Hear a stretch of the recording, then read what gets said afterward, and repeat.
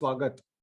लोकसत्ता आयोजित आदित्य बिर्ला सन life mutual fund प्रस्तुत अर्थभानच्या नवीन भागामध्ये मी आपणा सर्वांचं मनपूर्वक स्वागत करतो. आजच्या कार्यक्रमामध्ये जे दोन तज्ञ व्यक्ती आज इथे उपस्थित आहेत, सुधाकर कुलकर्णी आणि शैलेंद्र दीक्षित साहेब, या दोघांचं पण मी लोकसत्तेच्या वतीने इथे स्वागत करतो. आणि अतिशय थोडक्यात ह्या कार्यक्रमाचं प्रस्तावना आणि कार्यक्रम आपल्या पुढे कसा उलगडत जाणार आहे याचं एक विवेचन करतो. लोकसत्ता जसं माहितीये की गेली 10 वर्ष आर्थिक साक्षरता हा विषय घेऊन गुंतवणूकदारांना, नागरिकांना आणि वाचकांच्या भेटीला सातत्याने येत असतो. गुंतवणुकी नेहमी आपल्याला सांगितलं जातं की गुंतवणुकीमध्ये आपलं सातत्य असायला पाहिजे, कन्सिस्टन्सी असायला पाहिजे, असं वारंवार हे तज्ञ मंडळी सांगत असतात.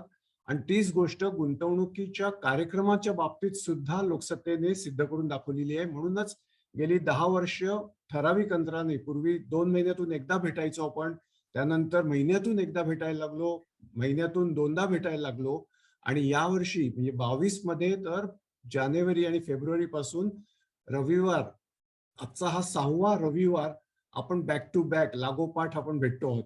ही लोकसत्तेची वाचकांच्या प्रती असलेली कमिटमेंट, एक बांधिलकीचं एक प्रूफ आहे, पुरावा आहे असं मला माझ्यासारख्याला वाटतं.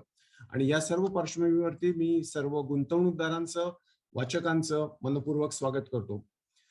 लोकसत्ता एक जबाबदार माध्यम म्हणून सुपरिचित आहेतच, पण मला आज असं वाटतंय की कदाचित ते भविष्य वेत्ते सुद्धा आहेत की काय. कारण कालच जर आपल्याला लक्षात आलं असेल तर आपल्या सर्वांच्या जिव्हाळ्याचा विषय असलेला प्रॉव्हिडंट फंड, या प्रॉव्हिडंट फंडावरचा व्याजाचा दर अतिशय विक्रमी स्वरूपात घटलेला आहे. 2000 साली जर तो 12% असेल तर 2022 साली तो 8.1% एवढा झालेला आहे. सर्व गुंतवणूकदारांच्या दृष्टीने, नागरिकांच्या दृष्टीने, विशेषतः पगारदार वर्गाच्या दृष्टीने ही घटना अतिशय गंभीर आहे. एका बाजूला घटणारे दर, व्याजाचे घटणारे दर आणि आपलं वाढणारं आयुर्मान, नोकरीची अशाश्वतता किंवा अनसर्टनिटी, अशा अवस्थेमध्ये निवृत्तीनंतरचं आपलं जीवनमान, या विषयावरतीच आजचा सगळा कार्यक्रम आपला बेतलेला आहे. त्यासाठी सुधाकर कुलकर्णी हे जे बँकिंग आणि व्यवस्थापन तज्ञ आहेत त्यांना आपण इथे निमंत्रित केलेलं आहे. अर्थात शैलेंद्र दीक्षित, आदित्य बिर्ला म्युच्युअल सन लाईफ फंडाचे शैलेंद्र दीक्षित साहेब नेहमीप्रमाणे आपल्याबरोबरच असणारच आहेत. आजचा कार्यक्रम हा नेहमीप्रमाणे एक 90 मिनिटाचा असणार आहे. त्याची विभागणी आपण असे 3 टप्प्यात केलेली आहे. मी सुरुवातीला सुधाकर कुलकर्णींना विनंती करणार की त्यांनी एक मार्गदर्शन करावं. त्यानंतर शैलेंद्र दीक्षित आपल्याशी मनमोकळेपणाने संवाद करतील आणि कार्यक्रमाच्या 3ऱ्या टप्प्यावरती तुमचे जे प्रश्न असणार आहेत ते मी थेटपणे त्यांना विचारीन आणि आपण असा शंका समाधानाचा कार्यक्रम करून निरोप घेणार आहोत. अधिक वेळ न घेता मी सुधाकर कुलकर्णी साहेबांनाच त्यांचं स्वागत करतो आणि विनंती करतो की त्यांनी आपलं मार्गदर्शन करावं. त्याआधी थोडक्यात त्यांचा मी परिचय करून देतो.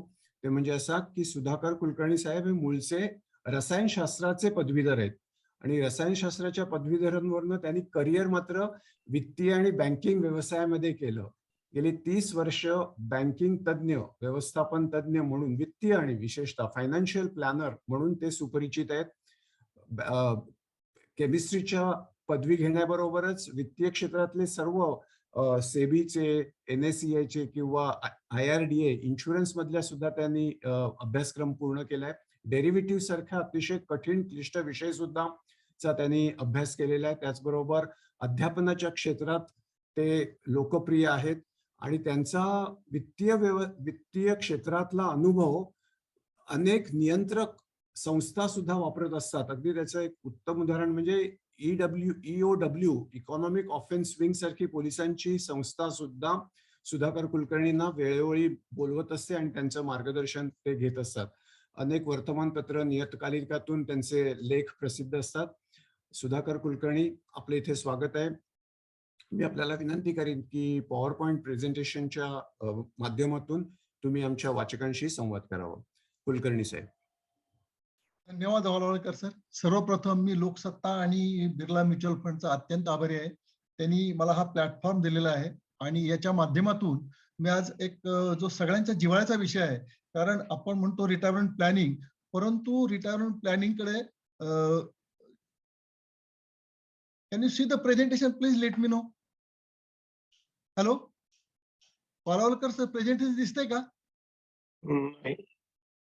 पालावलकर सर, एकच मिनिट सर, येईल, ते दिसेल, आपल्याला शेअर करता येईल. Hang on please.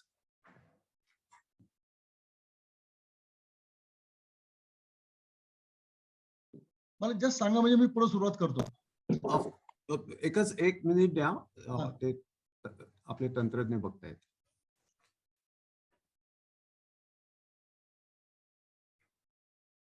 पण तोपर्यंत ते येत असताना मी एक प्रश्न विचारतो कुलकर्णी साहेब. हो, तुम्हाला हा योगायोग वाटतोय का की कालच हो. आपल्या प्रॉव्हिडंट फंडवरचे दर घटलेले आहेत आणि हो. आज आपण निवृत्तीचं आपण प्लॅनिंग करतोय, यामध्ये काही संबंध वाटतो का आपल्याला? संबंध आहे आणि हा खरं म्हणजे मला विचाराल ना तर हा प्रत्येकाने म्हणजे रिटायरमेंट प्लॅनिंग आणि हे मिळणारे व्याजाचे दर याचा प्रत्येकाने विचार हा खूप लवकर केला पाहिजे. म्हणजे वयाच्या 54-55 करून चालणार नाही. आपल्याला जेव्हा आपण कमवायला लागतो, मग ती नोकरी असो व्यवसाय असो, तेव्हा त्याचा विचार केला पाहिजे. आज अशी परिस्थिती आहे, अजून 25 वर्षांनी काय असेल आपल्याला माहित नाहीये. त्यामुळे त्याचा विचार हा आजच करणं आवश्यक आहे. सुदैवाने आपण अशा कार्यक्रम करतोय आज की ज्यावेळेला काल व्याजाचे दर जवळ 0.3% घटलेले आहेत. आणि नुसतं पीपीएफ नाही, आपण जर पाहिलं तर बँकांचे व्याज दर सुद्धा घटतच चाललेले आहेत.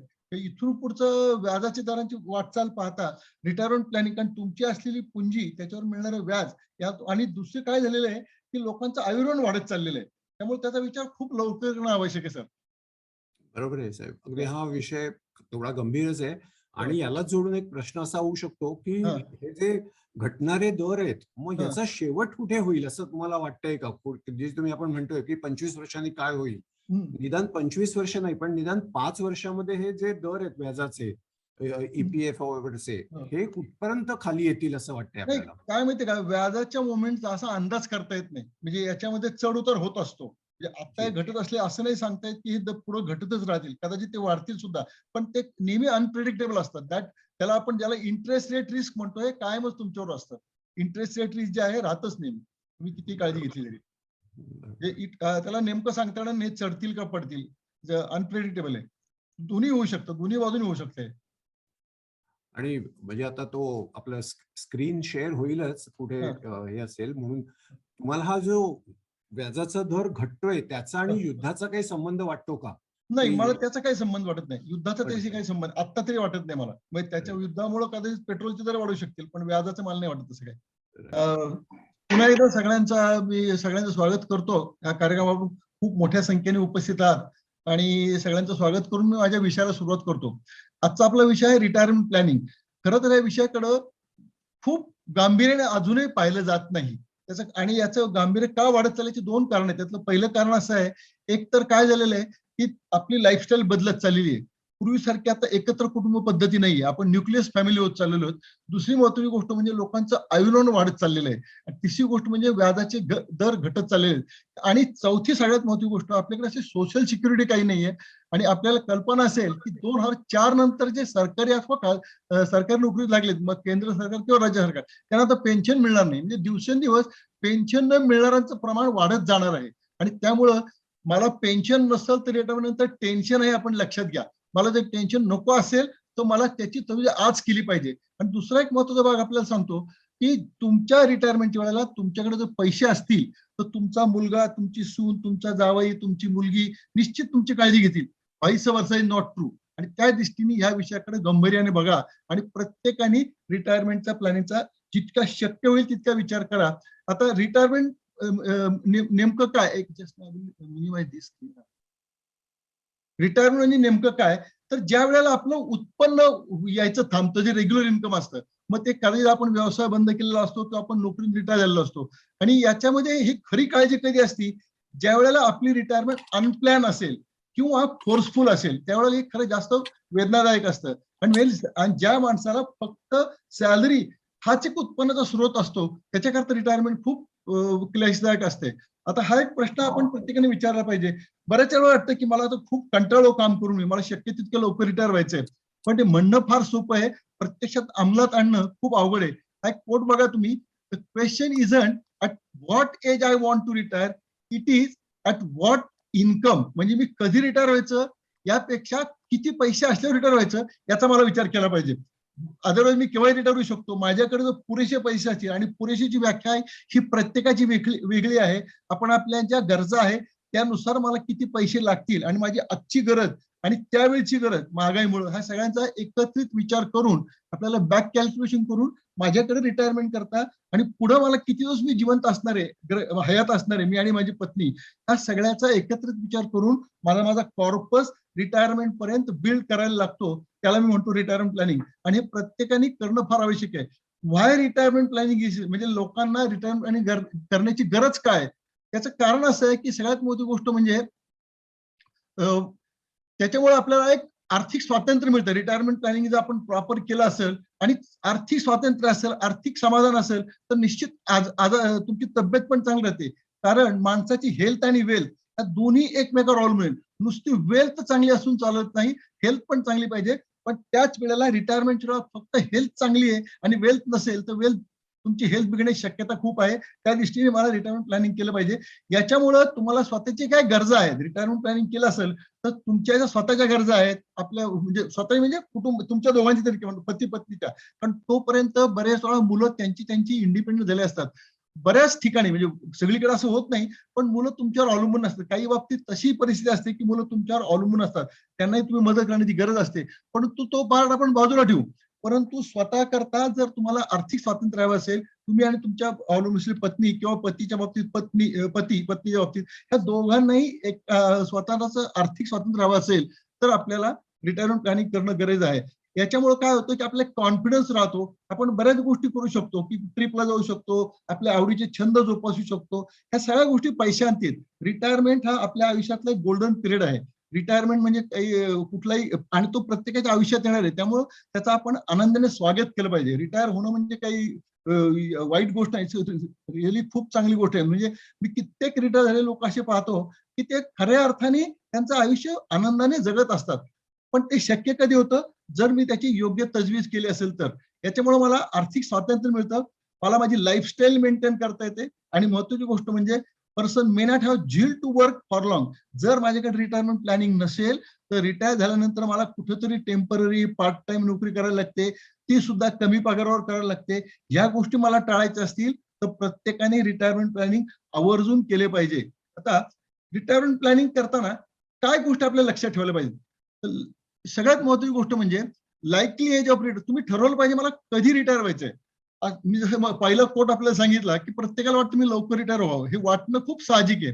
परंतु तुम्ही जितक्या लवकर रिटायर व्हाल तितका तुमचा पुढचा कालावधी जास्त असणार आहे, आणि जितका कालावधी जास्त तितका तुमचा रिटायरमेंटचा कॉर्पस जास्त असण्याची गरज आहे. त्या दृष्टीने मला ठरवलं पाहिजे मला कधी रिटायर व्हायचंय आणि त्याच्या पुढे माझ्याकडे किती वेळ आहे, आणि ते करण्याकरता माझ्याकडे किती वेळ पुरले. उदाहरणार्थ माझा आज वय 30 वर्षाचा आहे आणि मला असं वाटतंय की मी वयाच्या 60व्या वर्षी रिटायर होणार आहे, तर माझ्याकडे आजपासून पुढे 30 वर्षाचा कालावधी आहे रिटायरमेंट करण्याकरता. म्हणजे I have got enough period with me. Estimation of monthly requirement, मला रिटायरमेंट झाल्यानंतर मला दर महिन्याला किती खर्च लागेल त्याच्याकरता मी त्याच्यात आता तपशिलात बोलत नाही. मी एक पुढचं मी एक्झाम्पल केलेलं आहे, त्याच्यावर तुम्हाला कल्पना येईल. पण मला हे कळलं पाहिजे की रिटायरमेंट झालं 60व्या वर्षी मला सुरुवातीला किती रक्कम लागणार आहे, ही रक्कम महागाईमुळे 17व्या वर्षी किती होणार आहे आणि 80 वर्षी किती होणार आहे, याचं कॅल्क्युलेशन करून 60व्या वर्षी त्या रकमेची, म्हणजे समजा आज मला दरमहा 70,000 घरात खर्चाला हवे असतील तर ह्या व्हॅल्यूची रक्कम मला 60व्या वर्षी, 17व्या वर्षी, 80 वर्षी मिळाली पाहिजे. त्यावेळी ती 60 किंवा 70 असणार नाही. सर्वसाधारणपणे रुपयाची किंमत दर 10 वर्षांनी 50 पैसे होते. म्हणजे मला आज 70,000 लागत असतील, आजपासून पुढे 10 वर्षांनी 1,40,000 लागणार आहे, 20 वर्षांनी मला 2,80,000 लागणार आहे. ह्या पद्धतीने हिशोब करून. परंतु हे आकडे ऐकून घाबरून जायचं कारण नाही, कारण ज्याप्रमाणे महागाई वाढते त्याप्रमाणे तुमच्या गुंतवणूक रिटर्न पण वाढत असतो. आता याच्यामध्ये तुम्हाला किती रिटायरमेंट कॉर्पस आवश्यक आहे याचं तुम्हाला कॅल्क्युलेशन करता आलं पाहिजे. करता येत नसेल तर एखाद्या सल्लागाराचा सल्ला घ्या. तुमची किती आपण आयुष्य एक्सपेक्टेन्सी आहे कोणाला करेक्ट सांगता येत नाही, पण आपल्याला सारं माहिती असते की आपल्या हेरिडिटिकली आमचे वडील इतके दिवस होते, आई इतके दिवस होती. अर्थात याचा त्याच्याशी काही संबंध नाही, पण एक सेफली आपण जर सध्याची लोकांची लाईफ एक्सपेक्टन्सी पाहिली तर रिटायरमेंट नंतर आपण 20 ते 22 वर्षाचं आयुष्य गृहीत धरायला हरकत नाही, की तेवढे पैसे आपल्याकडे असणं आवश्यक आहे. त्याच्यानुसार मला कॉर्पस तयार करायचे की ज्याच्यामुळं दरमहा मला रेग्युलर पैसे मिळत राहतील. आता हा कॉर्पस तयार करताना माझ्याकडे हे मला कॅल्क्युलेशन केलं पाहिजे की मला फंडाचे पैसे किती मिळतील, ग्रॅच्युटीचे किती मिळतील आणि मला पैसे लागणार किती, ह्या दोन्हीतला जो गॅप असेल तो कसा मी ब्रीच करायचा, म्हणजे तो गॅप ती तूट आहे ती कशी भरून काढायची ते आपण त्या उदाहरणात पाहू. आता अजून एक गोष्ट अजून करायला लागते की मी जेव्हा पैसे गुंतवतोय तेव्हा मला साधारण किती रिटर्न मिळेल, किंवा साधारणपणे आपण जर पाहिलं तर डेटमध्ये गेलो आपण तर सध्या 6 ते 7% एवढं रिटर्न मिळू शकतो. इक्विटीला गेलो तर साधारण 12-13% रिटर्न मिळू शकतो. तर याला आपल्याला मला किती रिस्क घ्यायचंय हा सगळा विचार करून मी पैसे कुठे गुंतवायचे तो पाहिजे. आणि ऍव्हरेज इन्फ्लेशन तर आपण असं म्हणू शकतो की आजपासून पुढे आपण रिटायर होईपर्यंत 5 ते 6% इन्फ्लेशन महागाई राहणारच आहे. त्या सर्व गोष्टींचा एकत्रित विचार करून आपल्याला रिटायरमेंट प्लॅनिंग करायला लागतं. याच्याकरता मी एक एक्झाम्पल घेतलेलं आहे तर ते तुम्हाला एक्सप्लेनेशन देतो. सपोज मिस्टर पटेल, म्हणजे पटेल यांचं वय 30 आहे आणि त्यांना दरमहाचा खर्च सध्या घर खर्च 75,000 आहे आणि ते स्वतः 60व्या वर्षी रिटायर होणार असं म्हणतात. आणि त्यांना असं वाटतं की 80 वर्षापर्यंत मी आणि माझी पत्नी आम्हाला पुढे 20 वर्ष पैसे पाहिजेत. His current investment in PPA for 5 lakh, त्यांनी पीपीए मध्ये आतापर्यंत 5 लाख गुंतवले. दरमहा त्यांची इक्विटी म्युच्युअल फंडची एसआयपी 10,000 रुपयाची आहे. त्यांनी नवीनच एनपीएस खातं उघडलंय आणि त्यात त्यांनी आता 50,000 गुंतवले. इथून पुढे दरवर्षी ते 50,000 गुंतवणार आहेत. Considering his current GPF balance, म्हणजे त्यांचा जो प्रॉव्हिडंट फंडाचा बॅलन्स आहे आणि त्यात होणारी इथून पुढची होणारी पगारानुसार होणारी वाढ आणि जमा साधारण त्याच्यामुळे त्या 3 कोटी मिळतील असा त्यांचा अंदाज आहे. त्यांना ग्रॅच्युटीचे 75 लाख मिळतील असा अंदाज आहे आणि अदर्स लिव्ह इन्क्युरेशन वगैरे 25 लाख असे त्यांचा अंदाज असा आहे की त्यांना 4 कोटी रुपये रिटायरमेंटच्या वेळेला 60व्या वर्षी मिळतील. आता फंड रिसिव्ह त्यांचं दुसरं प्लॅनिंग असं आहे की पीपीएफ एसआयपी मधनं जे फंड मिळणार आहेत त्यातनं ते मुलांचं शिक्षण किंवा मॅरेजेस किंवा इनिशियल रिक्वायरमेंट जे आहे ते भागवणार आहेत. परंतु एनपीएस, जीपीएफ आणि ग्रॅच्युटी यांचा उपयोग मात्र ते पूर्णपणे रिटायरमेंट प्लॅनिंगसाठी किंवा रिटायरमेंटच्या तजवीजासाठीच करणार आहे. आता हे बघा, अश्युमिंग दॅट वी विल नीड, आता आपण असं गृहीत धरू की त्यांना आज 75,000 लागतात, याचा अर्थ रिटायर झाल्यानंतर एवढी रक्कम लागत नाही. आपल्या कपड्या लत्त्यावरचा खर्च कमी होतो किंवा प्रवासाचा खर्च कमी होतो. तर तो खर्च 20% कमी झाला तर त्याची व्हॅल्यू 60,000 रुपये येते आणि 60,000ची आजची व्हॅल्यू जर 60,000 असेल तर त्यांच्या 60व्या वर्षी म्हणजे अजून 30 वर्षांनी ती अप्रॉक्सिमेटली 2,60,000 अज्युमिंग 5% इन्फ्लेशन, 5%चे इन्फ्लेशन विचारात घेतलं तर त्यावेळची 60,000ची किंमत 2,60,000 असेल. आणि हा कॉर्पस हा त्यांना वयाच्या 60व्या वर्षी लागणार आहे. यात सुद्धा 17व्या वर्षी 5,20,000 हे आपण लक्षात घेतलं पाहिजे. आणि ह्या पद्धतीने जर कॅल्क्युलेशन केलं तर त्यांच्याकडे वयाच्या 60व्या वर्षी 6 कोटी रुपये असणं अपेक्षित आहे आणि यातले 4 कोटी त्यांना त्यांच्या सुपर अॅन्युएशन मधून मिळणार आहेत, म्हणजे पीएफ आणि ग्रॅच्युटी आणि लिव्ह इन्व्हेस्टमेंट. तरी सुद्धा 2 कोटीची गॅप राहते. त्यांनी जर दरवर्षी 50,000 एनपीएस ला टाकले असतील तर पुढच्या 30 वर्षामध्ये त्यांना साधारणपणे 75 लाख मिळतील. त्यामुळे त्यांची जी गॅप आहे ती 1,25,00,000 राहू शकते. आता ही गॅप जर भरून काढायची असेल तर आता इथं आपले म्युच्युअल फंडाचे शैलेंद्र दीक्षित सर आहेत. ही गॅप भरून काढायची असेल तर आपण बिर्ला म्युच्युअल फंडाच्या इक्विटी एसआयपी मध्ये जर दरमहा 3,500ची गुंतवणूक केली तर तुमची ही गॅप सगळी भरून निघेल. म्हणजे खरं म्हणजे खूप सोपं आहे. रिटायरमेंट प्लॅनसाठी घाबरून जायची गरज नाही. ज्याला 75,000 घर खर्च करता येतो तो 3,500 नक्की सहजगत्या त्याच्या रिटायरमेंट करता ऍडिशनल गुंतवणूक करू शकतो. याच्यामध्ये मी अजून असं केलंय की तो इक्विटीमध्ये गुंतवणूक करतोय आणि त्याला 12% सरासरी रिटर्न मिळतोय. 12% आपल्या इंडियन स्टॉक मध्ये 12% हे अगदी सहज शक्य आहे. म्हणजे आपलं जर स्टॉक मार्केट पाहिलं तर आत्ताचा इंडेक्स गृहीत धरून सुद्धा साधारण हा रिटर्न 15 ते 16% होतो. आपण कॉन्झर्वेटिव्ह साईडला मी 12% घेतलेला आहे. त्यामुळे 3,500 दरमहा गुंतवून सुद्धा त्यांना त्यांची जी गॅप आहे ती भरून निघणार आहे. आता हे करताना रिटायरमेंट प्लॅनिंग करताना मला पैसे कुठं कुठं गुंतवता येतात हे मला माहिती असलं पाहिजे. सगळ्यात चांगला पर्याय आहे एनपीएस. एनपीएस म्हणजे न्यू पेन्शन स्कीम. ही सेंट्रल गव्हर्नमेंटची स्कीम आहे. ज्या वेळेला गव्हर्नमेंटनी सरकारी नोकरांचं पेन्शन बंद केलं त्यावेळेला त्यांचे पेन्शन त्यांना रेग्युलर मिळावं या उद्देशाने एनपीएस सुरुवात केली. एनपीएस एक कॉन्ट्रीब्युटरी आहे. This is not a defined pension. म्हणजे तुम्ही जेवढं पैसे टाकाल त्याप्रमाणे तुम्हाला पेन्शन मिळणार आहे. आधीची पेन्शन ही डिफाईन्ड पेन्शन होती. किती मिळणार तुम्हाला आधीच माहित होतं. इथं तुम्ही किती कॉन्ट्रीब्युट कराल त्यानुसार आहे.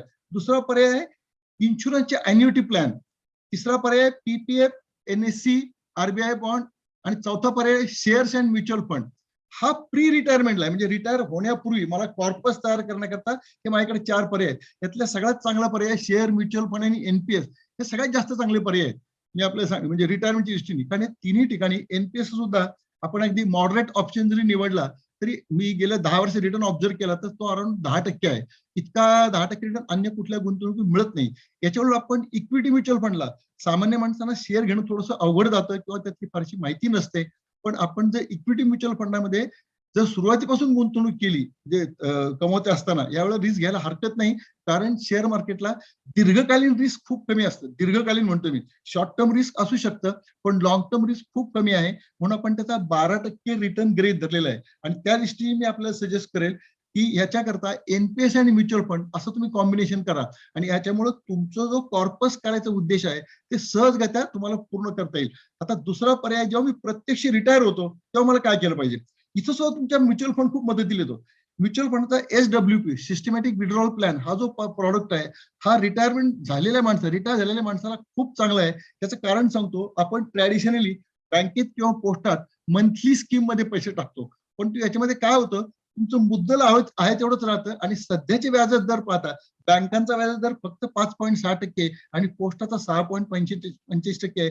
याच्या उलट तुम्ही जर बॅलन्स फंड, याला आपण हायब्रिड फंड म्हणतो, याची SIP केली तरी तुम्हाला 10% रिटर्न मिळेल. आणि ज्याची रिस्क घ्यायची तयारी आहे अशा माणसांची इक्विटी म्युच्युअल फंडात SWP केली त्याला 12-13% रिटर्न मिळू शकेल. याच्यामुळे काय होईल की समजा एखाद्या म्हणजे 50 लाख ह्या SWP टाकलेत, त्या माणसाकडे 6 कोटी होते, त्यातले 50 लाख त्यांनी SWP टाकले आणि यांनी दरमहा 40,000 जरी काढले तरी 5 वर्षांनी याच्या 50 लाखाची तुम्हाला 65-70 लाख झालेली असतील, प्लस 40,000 मिळाले असतील पुढची 5 वर्ष. हे तुम्हाला पोस्ट किंवा बँकेमधून करता येणार नाही. दुसरा ऑप्शन आहे म्युच्युअल फंड, ज्यांना रिस्क घ्यायचं नाही त्याच्या डेट आणि हायब्रिड म्युच्युअल फंड आहेत, जे रिटायरमेंट नंतर तुम्हाला पैसे कुठं गुंतवायचे हे सुद्धा तितकंच महत्वाचं आहे. आणि सगळ्यात महत्वाची गोष्ट म्हणजे याच्यामध्ये आपल्याला रिटायर झाल्यानंतर होताना आपल्या ह्या खालील गोष्टी विचार केला पाहिजे. इस्टेट प्लॅनिंग ही फार आवश्यक आहे. इस्टेट प्लॅनिंग याचा अर्थ काय की, आणि हे दुर्दैवाने हे खूप दुर्लक्षित आहे. म्हणजे इस्टेट प्लॅनचा अर्थ what should happen to my estate, मग ती मुव्हेबल असेल इममुव्हेबल असेल, आफ्टर मी, म्हणजे माझ्या पश्चात माझी जी काही इस्टेट आहे, मग ती चल अचल संपत्ती म्हणतो, तिची विल्हेवाट, त्याची विभागणी कशी व्हावी, याच्याकरता आपल्या 2 गोष्टी आहेत. एक nomination, will, trust or gift. पण माझं स्वतःचं मत असं आहे की नॉमिनेशन आता आपल्या सिटीने द्यायलाच लागतं, त्याहीपेक्षा विल करा. विल करणं खूप सोपं आहे, अगदी त्याला स्वतः सुद्धा करू शकता, वकिलाकडे जायची गरज नाहीये आपण. आणि हे विल करणं फार आवश्यक आहे. प्रत्येकाने विल करा. आपल्याकडे दुर्दैवाने लोकांना विल म्हणलं की विलची भीती वाटते. त्याला विल मराठीत आपण मृत्यूपत्र म्हणतो. त्याला वास्तवपणे आज केली उद्या असं काहीही होत नाही. ही भीती काढण्याकरता मृत्यूपत्र म्हणायचे त्याला इच्छापत्र म्हणा, म्हणजे आपल्या मनाची भीती निघून जाईल. आणि आपण जर आपलं इच्छापत्र केलं तर आपल्या पश्चात आपल्या इस्टेट आपल्या इच्छेनुसार होणार आहे, ना की ते, म्हणजे बऱ्याच वेळा कसं असतं कुटुंबामध्ये की एका मुलाची परिस्थिती चांगली नसते किंवा त्याच्यावर काही तो अपंग असतो, त्याला जास्त पैसे आणणं अपेक्षित असतं. विल केलं नसेल ते शक्य होत नाही. रिटायरमेंटच्या वेळेला सगळ्यात महत्त्वाची गोष्ट म्हणजे फ्लोटर पॉलिसी घ्या, हेल्थ इन्शुरन्स घ्या, टॉपअप पॉलिसी घ्या. टॉपअप फार आवश्यक आहे. साधारणपणे पती पत्नीची फ्लोटर पॉलिसी 5 लाखाची घ्या आणि सुमारे 10 लाखाची टॉपअप घ्या. टॉपअप हा खूप स्वस्त पडतो. वेळोवेळी तुम्हाला त्या टॉपअप विषयी फार सांगू शकत नाही. त्याच्यानंतर प्रत्येक रिटायर माणसाने स्वतः डिजिटली लिटरेट व्हायला पाहिजे. कारण असं आहे की तुम्हाला बँकेत जाणं किंवा म्युच्युअल फंडच्या ऑफिस जाणं किंवा ब्रोकरकडे जाणं, ह्या जाण्याचा वेळ आणि त्यातलं रिस्क आणि वाढत्या वयानुसार आपल्यावर वाहन चालवण्यात येणाऱ्या मर्यादा, हे सगळं विचारात घेता net banking, credit debit card, UPI यासारख्या सुविधांचा सहजगत्या वापर करता आला पाहिजे. आता पुढचा जो मुद्दा आहे की डूज अँड डोंट्स. तर डूज अँड डोंट्स म्हणजे मी तुम्हाला सांगेल की आपल्याकडं रिटायरमेंटचा पैसा एकदाच येतो, हा पैसा वारंवार येत नाही. आपण नोकरी किंवा व्यवसायात असताना आपल्याला दरमहा किंवा पिरियडिकली पैसे येत असतात. नोकरी किंवा व्यवसायात येणारा पैसा हा वाहत्या नदीसारखा असतो. याच्या उलट जेव्हा मी रिटायर होतो, तो जो मला ग्रॅज्युटी, प्रॉव्हिडंट फंड वगैरे जे काही पैसे मिळतात, हा मला एकदाच मिळणारा पैसा असतो, हा परत परत मिळणार नसतो. असा पैसा मला योग्य जतन करता आला पाहिजे. कारण काय, माझ्या पगाराच्या गुंतवणुकीत एखाद्या महिन्यात चूक झाली तर पुढच्या महिन्यात ती चूक दुरुस्त करू शकतो मी. पण ती शक्यता तुम्हाला तुमचे जे प्रॉव्हिडंट हे पैसे मिळतात हे गुंतवताना झाली तर ही चूक तुम्हाला परत दुरुस्त करता येणार नाही. तेव्हा आपण खूप काळजी घेतली पाहिजे. सर्वसाधारणपणे असे आलेले पैसे कुठल्याही व्याजाच्या आमिषाने, एखाद्या पतपेढीत ठेवलेत तर कुठल्या तरी अशा जिथं तो 12%, 14% व्याज देतोय, अशा कधीही ठेवू नका. कारण याच्यामध्ये खूप मोठं रिस्क असतं. आपल्याला ज्या ठिकाणी रिस्क समजते अशा ठिकाणी पैसे ठेवा आणि तुमचे पैसे डिस्ट्रीब्यूट करून ठेवा. काही पैसे बँकेत ठेवा, काही पोस्टात ठेवा, काही म्युच्युअल फंड मध्ये ठेवा, जेणेकरून काही तुमचे वयवंदनासारख्या स्कीम मध्ये टाका, जेणेकरून तुमचं रिस्क कमी होईल आणि ऍव्हरेज रिटर्न तुम्हाला 9 ते 10% मिळेल. की यामुळे तुमचे प्रश्न फारसा प्रश्न येणार नाही. सगळ्यात महत्त्वाची गोष्ट म्हणजे काय करायचं यापेक्षा काय करायचं नाही कळलं पाहिजे. आणि यातलं काय करायचं नाही याचा सगळ्यात महत्त्वाचा भाग म्हणजे ज्या ठिकाणी हाय रिटर्न आहे, हाय रिटर्न म्हणजे किती, ज्याला राष्ट्रीयकृत बँक 3 वर्षाला जो व्याज दर देते यापेक्षा 2% रिस्क घ्या जेव्हा तुम्ही कुठल्याही डेट मध्ये पैसे गुंतवता. म्हणजे सध्या बँका जर 6% जवळपास व्याज देत असतील तर 8% पर्यंतच्याच गुंतवणुकीला रिस्क घ्या. याच्या पुढच्या गुंतवणुकीला रिस्क अजिबात घेऊ नका. हा एक बेंचमार्क ठेवा. राष्ट्रीयकृत बँकेचा 3 वर्षाचा व्याज दर हा बेंचमार्क ठेवा आणि त्याच्या पुढे 2% द्या. त्याच्या पुढचा म्हणजे कुणी आज बँक 6% देते आणि कुणी म्हणा तुम्हाला मी 10% देऊ, ठेवू नका. आता 10% व्याज कुणीही तुम्हाला देणार नाही. कुणी अश्युरन्स दिला तर तेव्हा जाऊ नका, तुमचे पैसे अडतील. सगळ्यात महत्त्वाची गोष्ट म्हणजे आपण रिटायर होणार आहोत किंवा आपण व्यवसाय बंद करून आपल्याकडे एकदम पैसे नाही याची माहिती आपल्या बरोबरच आपले नातेवाईक, आपले मित्र, आपले शेजारी, आपले ओळखीचे यांना होत असते आणि आपल्याकडे एकदम पैसा नाही तर माहित असतं. यातल्यापैकी काही जण आपल्याकडे मिळणाऱ्या पैशाची मागणी करू शकतात की बा मला तुम्ही गाडी घ्यायला पैसे द्या, घर घ्यायला पैसे द्या, माझ्या धंद्यात तुम्ही बिझनेस टाका, मी तुम्हाला दरमहा 2% देईल. अशा प्रकारच्या मागण्या होऊ शकतात. याला तुम्हाला ठामपणे नाही म्हणता आलं पाहिजे. ज्याला आपण मराठी म्हणतो ना, भीड भिकीची बैल, इथं कधी भीड बाळगायची नाही. आणि सगळ्यात महत्त्वाची गोष्ट म्हणजे आपल्या मराठीत एक म्हण आहे, आलेल्या माणसाला जेवायचं ताट द्यायचं, बसायचा पाठ द्यायचा नाही. याचा अर्थ काय, तुमच्याकडे माणूस आला त्याला चहा पाजा, नाटकाला घेऊन जा, सिनेमाला घेऊन जा, पैसे द्यायचे नाही. अगदी तुमच्या मुलाला किंवा मुलीला सुद्धा नाही. हा, त्या मुलगा तुमचा नातू कॉलेज जातोय, त्याच्याकरता तुम्ही स्कूटर घेऊन दिली, आय कॅन अंडरस्टँड. पण त्याच्या शिक्षणाचा खर्च 25 लाख डोनेशन भरायची, हे तुम्ही करायचं नाही. त्याच्या पेरेंटला करू द्या, त्यांना कर्ज घेऊ द्या. मुलाला घर घ्यायचंय, त्याला घर तुमच्या पैशाने त्याला घर घेऊ द्या. जावायला गाडी तुमच्या पैशाने घेऊन द्यायची नाहीये. कारण bird in hand and bird in Bush ह्या फार महत्वाच्या गोष्टी आहेत. तर bird in hand and bird in Bush याचा जर आपण विचार केला तर आपल्याकडे असलेले पैसे हे माझ्याच ताब्यात राहिले पाहिजेत.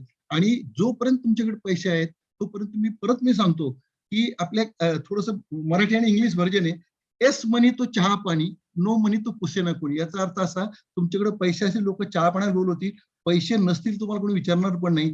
ही अवस्था आपल्यावर येऊ द्यायची नाही आणि ते आपल्याच हातात आहे. एक लक्षात घ्या, रिटायरमेंट नंतर तुमची हेल्थ आणि वेल्थ तुम्हाला सांभाळायची. तुमची हेल्थ आणि तुमची वेल्थ दुसरं कोणी सांभाळायला भ्रमात राहू नका. आणि या दोन्ही गोष्टी तुम्हालाच सांभाळता येतात, दुसरं कोणी सांभाळू शकत नाही. जसं तुम्हाला हेल्थ चांगली ठेवण्याकरता व्यायाम केला पाहिजे, वेळी औषधी घेतली पाहिजे, जेव्हा प्रसंगाला एखादं ऑपरेशन केलं पाहिजे. म्हणजे तुमची हेल्थ, तुम्ही आजारी पडला तर मी इंजेक्शन घेऊन चालणार नाही, ते मलाच घेतलं पाहिजे, म्हणजे तुम्हीच घेतलं पाहिजे, मी घेऊन चालणार नाही. त्याचप्रमाणे तुमच्या वेल्थची काळजी तुम्हीच घेतली पाहिजे. माझा मुलगा बघतोय, माझा मेवणा बघतोय, माझा भाऊ पाहतोय, त्यांच्यावर गैरविश्वास दाखवू नका. परंतु नेमके आपले पैसे कुठे ठेवले गेले आहेत, आपल्याला रिटर्न किती मिळते, याला रिस्क किती आहे, हे तुम्ही समजून घ्या. आणि हे सगळं केलं त्याच्याकरता थोडं तुम्हाला अर्थसाक्षर होण्याची गरज आहे. आपण रिटायर झाल्यानंतर आपली वेळ आहे, त्या वेळेचा सदुपयोग करा. कारण आज सर्व गोष्टी तुम्हाला नेटवर पाहायला मिळतात. म्हणजे म्युच्युअल फंडला रिस्क किती आहे, तुमच्या शेअरमध्ये रिस्क किती आहे, आरबीआय बॉन्ड म्हणजे काय, वयबंधन म्हणजे काय, ह्या गोष्टी समजून घ्या. अजूनही काही आज एक ज्याला आपण नवीन एक पर्याय आलेले आहेत गुंतवणुकीचे, त्याचा सुद्धा विचार करायला हरकत नाही. अर्थात आपलं रिस्क किती याच्यावर अवलंबून आहे. कारण कसं असतं, बऱ्याच वेळा रिटायर होणाऱ्या माणसाकडे म्हणजे ज्यांचं चांगल्या हुद्द्यावर असतात किंवा त्याही भरपूर पैसे असतात, अशावर तो रिस्क पण घ्यायला हरकत नाही. जे नॉन ट्रॅडिशनल ऑप्शन आलेले आहेत गुंतवणुकीचे, याच्यात सुद्धा पैसे गुंतवायला हरकत नाही. जिथं 11, 11.5, 12% रिटर्न मिळू शकतो डेटमध्ये सुद्धा. जे आपल्यापैकी काही लोकांना माहित असेल, एक 2018 पासून पी टू पी लेंडिंग म्हणून नवीन प्रकार आहे, पिअर टू पिअर लेंडिंग. त्याच्यामध्ये 10-11 कंपन्या आता भारतामध्ये रिझर्व्ह बँकेने त्यांना काम करायला परवानगी. याच्यामध्ये थोडं रिस्क आहे, परंतु रिस्क आहे तिथंच रिटर्न आहे. विदाउट रिस्क तुम्हाला कधी रिटर्न मिळत नाही. तर ह्या सर्व प्रकारच्या गोष्टी समजून घ्या. जे रिस्क आहे, रिटर्न आहे, त्याप्रमाणे गुंतवणूक करा. आणि गुंतवणूक म्हणजे रिस्क आणि रिटर्न ते गो इन हँड इन हँड. त्यामुळे आलेले सगळे पैसे पोस्टात ठेवायचे, सगळे पैसे बँकेत ठेवायचे असं न करता काही पैसे पोस्टात ठेवा, काही पैसे बँकेत ठेवा. महत्वाची गोष्ट म्हणजे म्युच्युअल फंडमध्ये ठेवा. म्युच्युअल फंड ठेवण्याचा फायदा असा आहे की त्याला लिक्विडिटी खूप चांगली आहे. लिक्विडिटी याचा अर्थ असा, तुम्हाला हवे तेव्हा तुमचे पैसे काढता येतात. मी पोस्टात ठेवलेले पैसे मला हवे तेव्हा काढता येत नाहीत. त्यामुळे किंवा अजून मी वयवंदाने टाकलेले पैसे मला हवे तेव्हा काढता येत नाही. याच्या उलट मी जो म्युच्युअल फंडला पैसे ठेवले तर माझे पैसे आपण हवे तेव्हा सध्या ते T+2 पद्धतीने म्हणजे आज मी रिडम्पशन दिलं तर 2 वर्किंग डे मध्ये मला माझे पैसे परत मिळतात. म्हणजे मला एखादी सडनली काही एक मोठं आजारपण आलं, ऑपरेशनचा खर्च आला की जो माझ्या व्याजाच्या किंवा याच्या उत्पन्नात भागत नाही आणि मला ते 3-4 लाख खर्च करणं गरजेचं आहे. अशा वेळेला हे पैसे मी लगेच काढू शकतो. त्याच्याकरता मला कोणाकडे जायची गरज नाहीये. आणि सगळ्यात मोठी गोष्ट म्हणजे या काळामध्ये आपली तब्येत चांगली येण्याकरता चांगले विचार करा. रिटायरमेंट प्लॅनिंग, परत retirement is nothing but second life.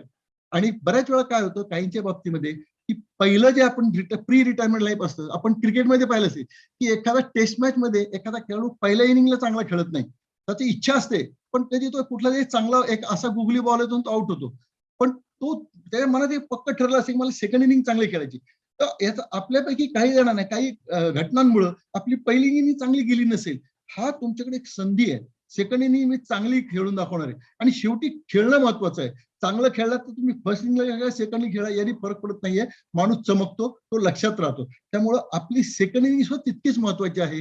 याच्याकडे लक्ष द्या. आणि मग रिटायरमेंट पाहिलं तर रिटायरमेंट अत्यंत आनंददायी गोष्ट अशी गोष्ट आहे. मला असं वाटतं की मला जो यांनी वेळ दिलेला आहे तो 11:30 झालेले आहेत. माझं प्रेझेंटेशन मी इथं आता अजून एक रिटायरमेंटला एक सगळ्यात चांगला पर्याय जो आहे प्लॅनिंग करण्याकरता याच्यामध्ये शेवटचे 2 मिनिटं आपल्याला सांगेल.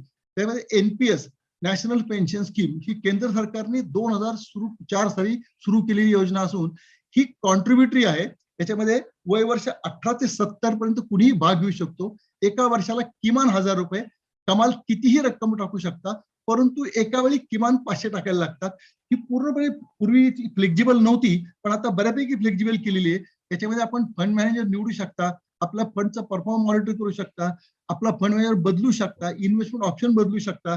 हे पॅन इंडिया म्हणजे तुम्ही कुठेही जरी असला भारतभर हे खातं तुम्हाला कुठे ऑपरेट करता येतं. एकदा अकाउंट नंबर प्राण नंबर आला, परमनंट रिटायरमेंट नंबर आला की त्याच्या आधारावर तुम्ही कुठेही हे अकाउंट ऑपरेट करू शकता. हे खातं बँकेत जाऊन उडायला पाहिजे असंही नाही. ते अकाउंट बँकेत, पोस्टात किंवा काही स्टॉक होल्डिंग कॉर्पोरेशन असे उघडू शकता. तथापि सध्या तुम्हाला हे ऑनलाईन NPS पद्धतीने सुद्धा उघडता येतं. तर ते सुद्धा खूप सोपं आहे. तर याच्यामुळे तुम्हाला आणि याच्यामध्ये जे ऑप्शन आहेत गुंतवणुकीचे ते तुमचं रिस्क किती घ्यायची तयारी आहे. म्हणजे मॉडरेट, कॉन्झर्वेटिव्ह आणि अग्रेसिव्ह तुम्हाला ज्या पद्धतीने पाहिजे त्यामुळे रिस्क घेऊ शकता. तर मला सगळ्यांना सल्ला असं राहील एक शेवटचा मी तुम्हाला परत सांगेन की रिटायरमेंटचा विचार हा रिटायरमेंटच्या आधी 4-5 वर्ष करू नका. ज्या दिवशी तुम्ही कमवायला लागाल त्या दिवशी लक्षात ठेवा मला कधीतरी रिटायर व्हायचंय आणि मला जर लवकर रिटायर व्हायचं असेल तर त्याची तजवीज मला आजपासून केली पाहिजे. रिटायरमेंट ही खरोखरीच खूप चांगला आयुष्यातला कालावधी आहे. त्याच्यामध्ये मनामध्ये कुठे आता मी रिटायर झालो माझं काही असं काही नाही. There are number of people मी पाहिले की ते रिटायरमेंट नंतर खूप शाईन झालेले आहेत. तर आपण प्रत्येकाने हे लक्षात ठेवा. आणि मला वाटतं मला दिलेला वेळ संपलेला आहे. तर मी संयोजकांना विनंती करतो की पुढचे जे वक्ते आहेत त्यांना आपण विनंती करावी. पुन्हा धन्यवाद आणि नंतर मी आपल्या प्रश्नोत्तरात भाग घेईल. नक्की नक्की कुलकर्णी साहेब तुम्ही आमच्या बरोबर राहायचंय कारण ते प्रश्न पण भरपूर आलेले आहेत. तेच आणि तुम्ही जे इतकं सुंदर पद्धतीने मार्गदर्शन केलंय की काय करायचं यापेक्षा काय करायचं नाही ही आहे तुम्ही जे सांगितलंय तेच मला वाटतं फार मौलिक आहे. कारण आपण सगळं इंटरनेटच्याच काळात राहतोय. माहितीचा धबधबा भरपूर आहे. म्हणजे आम्ही नेहमी सांगतो की शाळेमध्ये भूमितीमध्ये ते काटकोन, विशाल कोण, सरळ कोण हे असे सगळे कोण शिकवतो आपण. पण जे शिकवत नाही तो दृष्टिकोन की तोच खरा तर महत्वाचा असतो. आणि आज तुम्ही आपल्या मार्गदर्शनामध्ये तो दृष्टिकोन दिलात आणि मला वाटतं हेच आपल्या वर्कशॉपचं मोठं स्ट्रॉंग पॉइंट आहे असं मला वाटतं. कुलकर्णी साहेब मनपूर्वक आभार. आपण दीक्षित साहेबांकडे जाऊया. शैलेंद्र दीक्षित साहेबांचं सुद्धा मी इथे स्वागत करतो.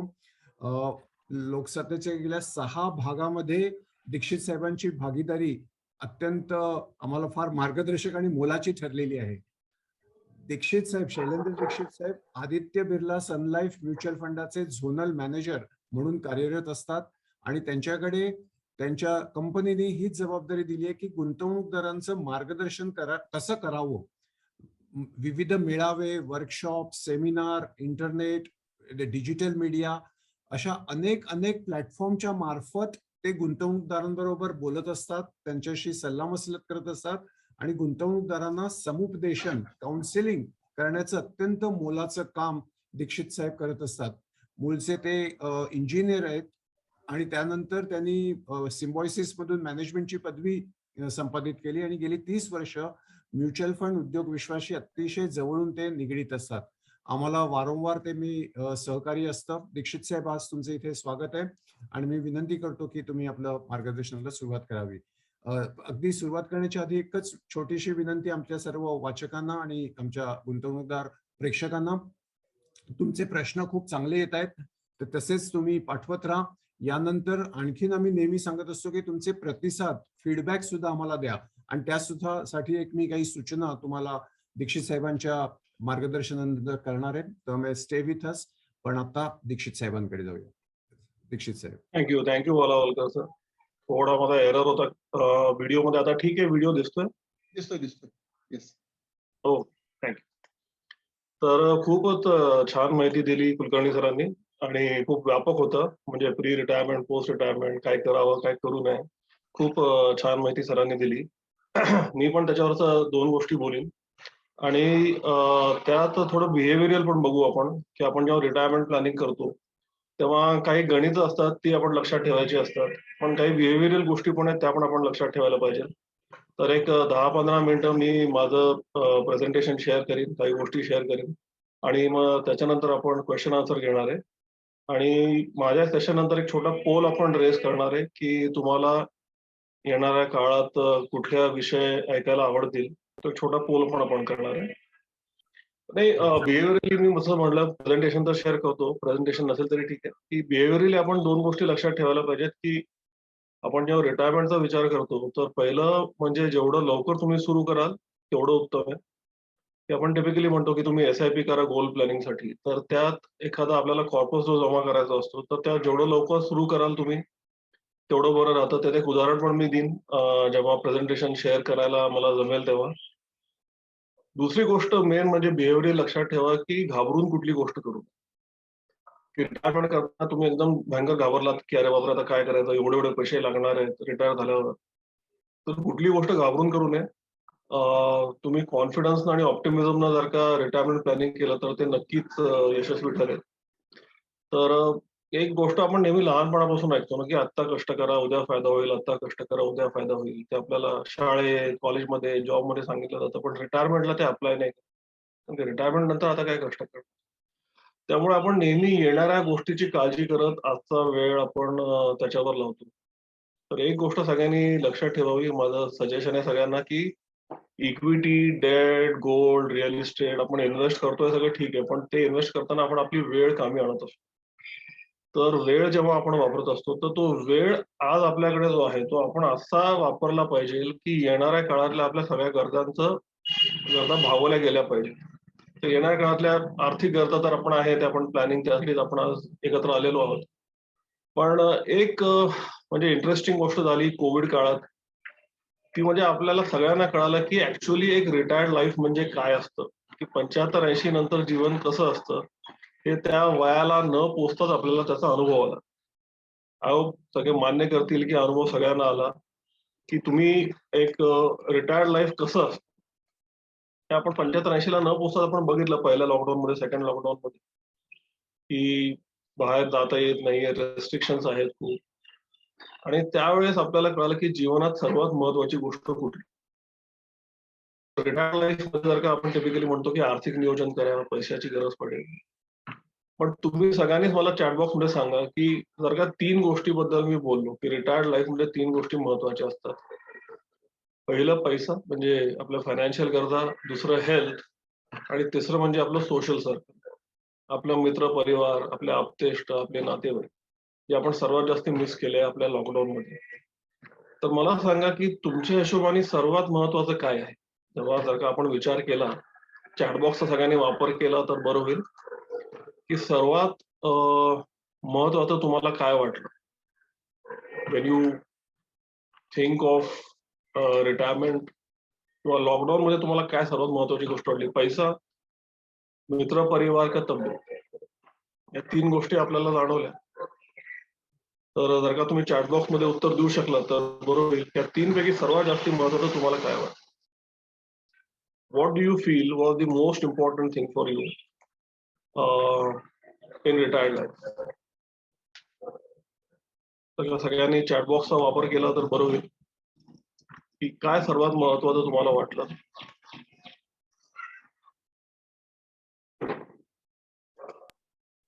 दीक्षित साहेब, तुम्ही एक मार्मिक बोललात. मात्र लॉकडाऊन मध्ये आम्ही निवृत्तीसारखं एक जीवन जगून बघितलं. हे तुमचं मार्मिक ऑब्झर्वेशन आहे. हे फार इन्साइटफुल बोललात तुम्ही. म्हणून मी म्हणलं ना की आपण रिटायरमेंट प्लॅनिंग करतो, आपण फक्त पैशाचा विचार करतो. तसं नाही. आज जी तुमच्याकडे वेळ आहे ना, त्या वेळ ऍक्च्युली तुम्ही वापरा. तुम्ही वेळ खर्ची करता आणि पैसे कमवता, मग ते पैशाचा काहीतरी वापर करता. तर वेळ तुम्ही कुठं खर्ची करायचा आहे? फक्त पैशाच्या मागे करायचा आहे का? तर नाही. आजचा जो वेळ आहे तो पहिलं म्हणजे तुम्ही तुमची तब्येत, हेल्थ त्याच्यावर इन्व्हेस्ट करा. दुसरं तुमचं सोशल सर्कल, तुमचं मित्र परिवार, तुमचे नातेवाईक, तुमचे संबंध, जे रिलेशन्स आहेत तुमचे सोसायटीमध्ये, त्याच्यात तुम्ही इन्व्हेस्ट करा. जो वेळ आज तुमच्याकडे आहे तो तिथं कामी लावा. तिसरं म्हणजे व्हॅल्यूज, की तुमचे येणारी जी पिढी आहे ती तुमच्याकडे बघूनच शिकते. तर येणाऱ्या पिढी जर काही आपल्याला चांगला समाज घडवायचा असेल, की ज्यांनी सिनियर्सचा, एल्डर्सचा काळजी करावी, त्यांचा विचार करावा, एकटेपणा त्यांना जाणवू नये, तर त्या व्हॅल्यू जर का आज तुम्ही जगला, ते नीती मूल्य जर का तुम्ही आज जगून तुमच्या मुलांना दाखवली, तरच ते येणाऱ्या काळात त्या मुलांना जगतील किंवा व्हॅल्यू करतील. तर आजचा वेळ तुम्ही ह्या 3 गोष्टींसाठी प्रायमरीली लावा. तुमची तब्येत, तुमचे नातेसंबंध, रिलेशनशिप्स आणि व्हॅल्यूज. चौथं म्हणजे तुमचं स्किल. तुम्हाला एम्प्लॉयबल राहायचं असेल, retirement is not an age, it is a stage. काही लोकांना 50शीत रिटायर करायचं, काही लोक कधीच रिटायर करत नाहीत. वकील, डॉक्टर, राजकारणी, असे बरेच लोक आहेत जे कधीच रिटायर करत नाहीत. ऍक्टर्स. का? कारण इट इज अ स्टेज और it's a age. It's a stage, की आता मग निवृत्तीमध्ये स्टेज आली. काही लोकांसाठी निवृत्ती म्हणजे आता इथून पुढे पैशासाठी काम करायची गरज नाहीये. मी माझ्या जो कन्व्हिक्शन आहे, ज्या गोष्टीत मला आनंद मिळतो ते मला करायचं. ते पण एक रिटायरमेंटची स्टेज आहे. ती 35-40 मध्ये पण येऊ शकते आणि 60ला पण येऊ नाही शकत. So retirement is a stage, हे लक्षात ठेवा. आता वेळ तुम्ही तुमची तब्येत, म्हणजे येणाऱ्या काळात ती चांगली राहील असा वापरा. तुमच्या रिलेशनशिप्स मध्ये इन्व्हेस्ट करा, तुमच्या स्किल डेव्हलपमेंट मध्ये इन्व्हेस्ट करा, व्हॅल्यूज मध्ये लावा आणि इन्व्हेस्ट करा लॉंग टर्म साठी. जर का तुम्ही लॉंग टर्म साठी इन्व्हेस्ट कराल, लवकर सुरुवात करून लॉंग टर्म साठी इन्व्हेस्ट केलं, तर मग तुमचं रिटायरमेंट सुखकर होऊन जाईल. तर फार काळजी करतात लोक, की काय होणार नाही. काळजी करायला पाहिजे. एक म्हणजे खूपच काळजी करतात, एक म्हणजे आधीपासूनच काळजी करत नाहीत. यावत जीवेत सुखात जीवेत टाईप. तसं पण नाही करायला पाहिजे.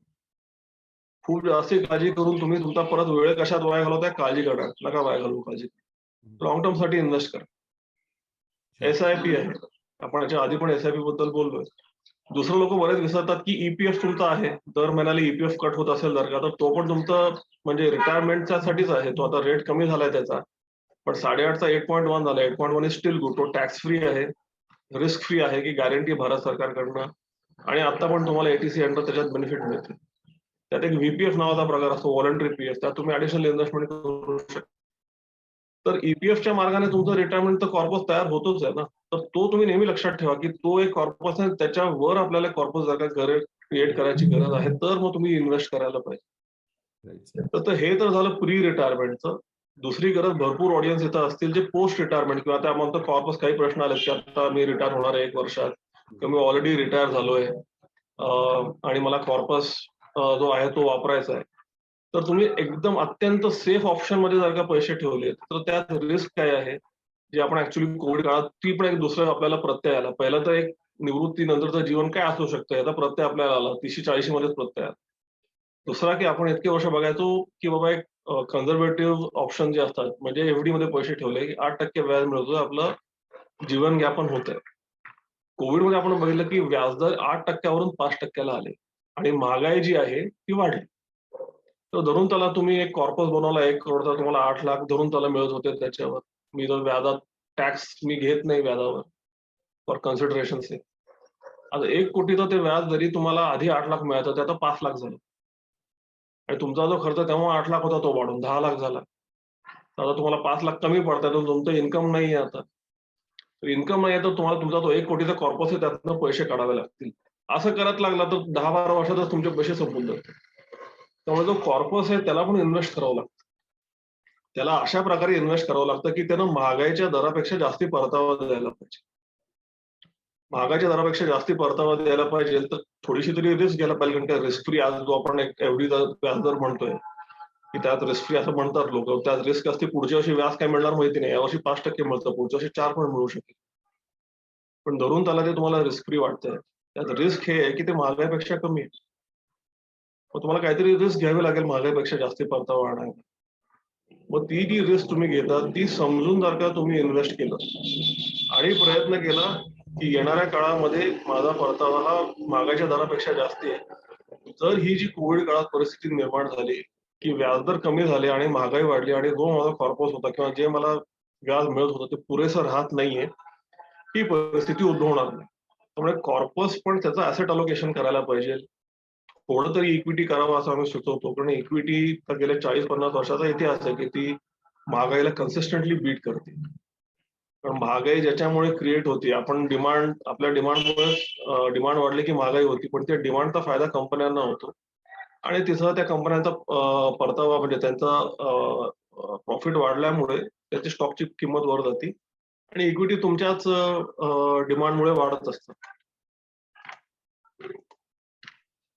दीक्षित साहेब, तुम्ही खूप चांगलं म्हणजे आज जरा ते पीपीटीचं बँडविथमुळे कदाचित ते होत नाहीये, काही तांत्रिक गोष्टीमुळे पीपीटी शेअर होऊ शकत नाहीये, बँडविथ लो आहे असं सगळं दाखवलं जाते.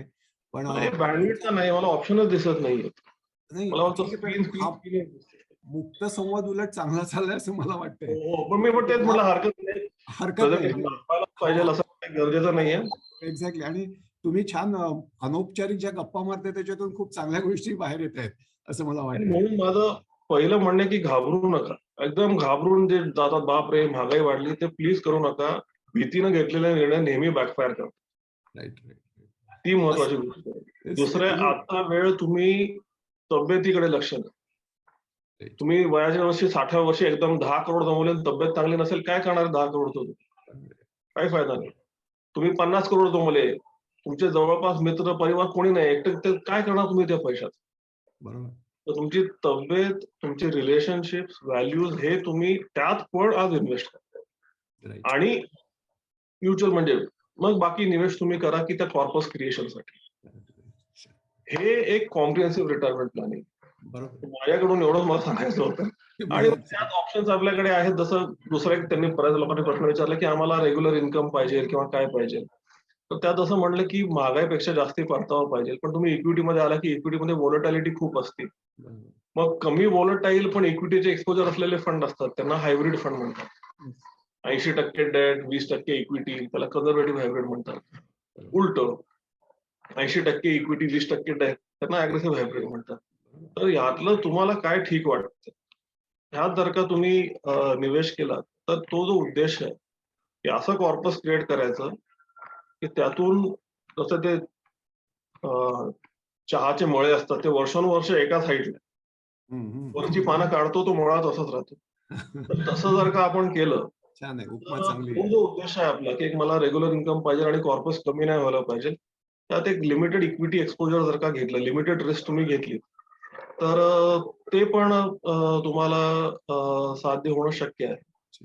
आणि एकदमच कन्झर्वेटिव्ह घ्यायचं तर डेट फंड असतात. डेट फंडांमध्ये 3 वर्षापेक्षा जास्त इन्व्हेस्ट केलं की तुम्हाला इंडेक्सेशन बेनिफिट मिळून टॅक्सेशन खूप कमी लागतं. तर माझ्याकडून मी इथंच थांबतो.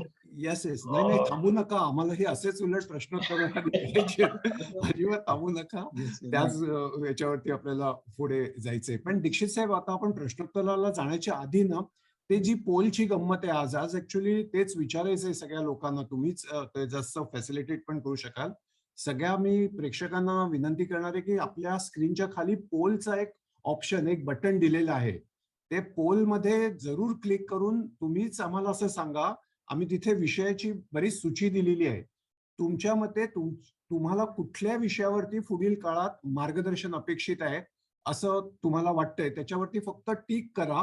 आणि म्हणजे तो आमच्याकडे एक पोल येईल, एक कल येईल, एक जनमताची चाचणी येईल आणि त्याच्या आधारावरती आम्ही पुढचे कार्यक्रम त्याचं नियोजन करू. दीक्षित साहेब, तुम्ही पण याबद्दल काही थोडंसं बोलू शकाल?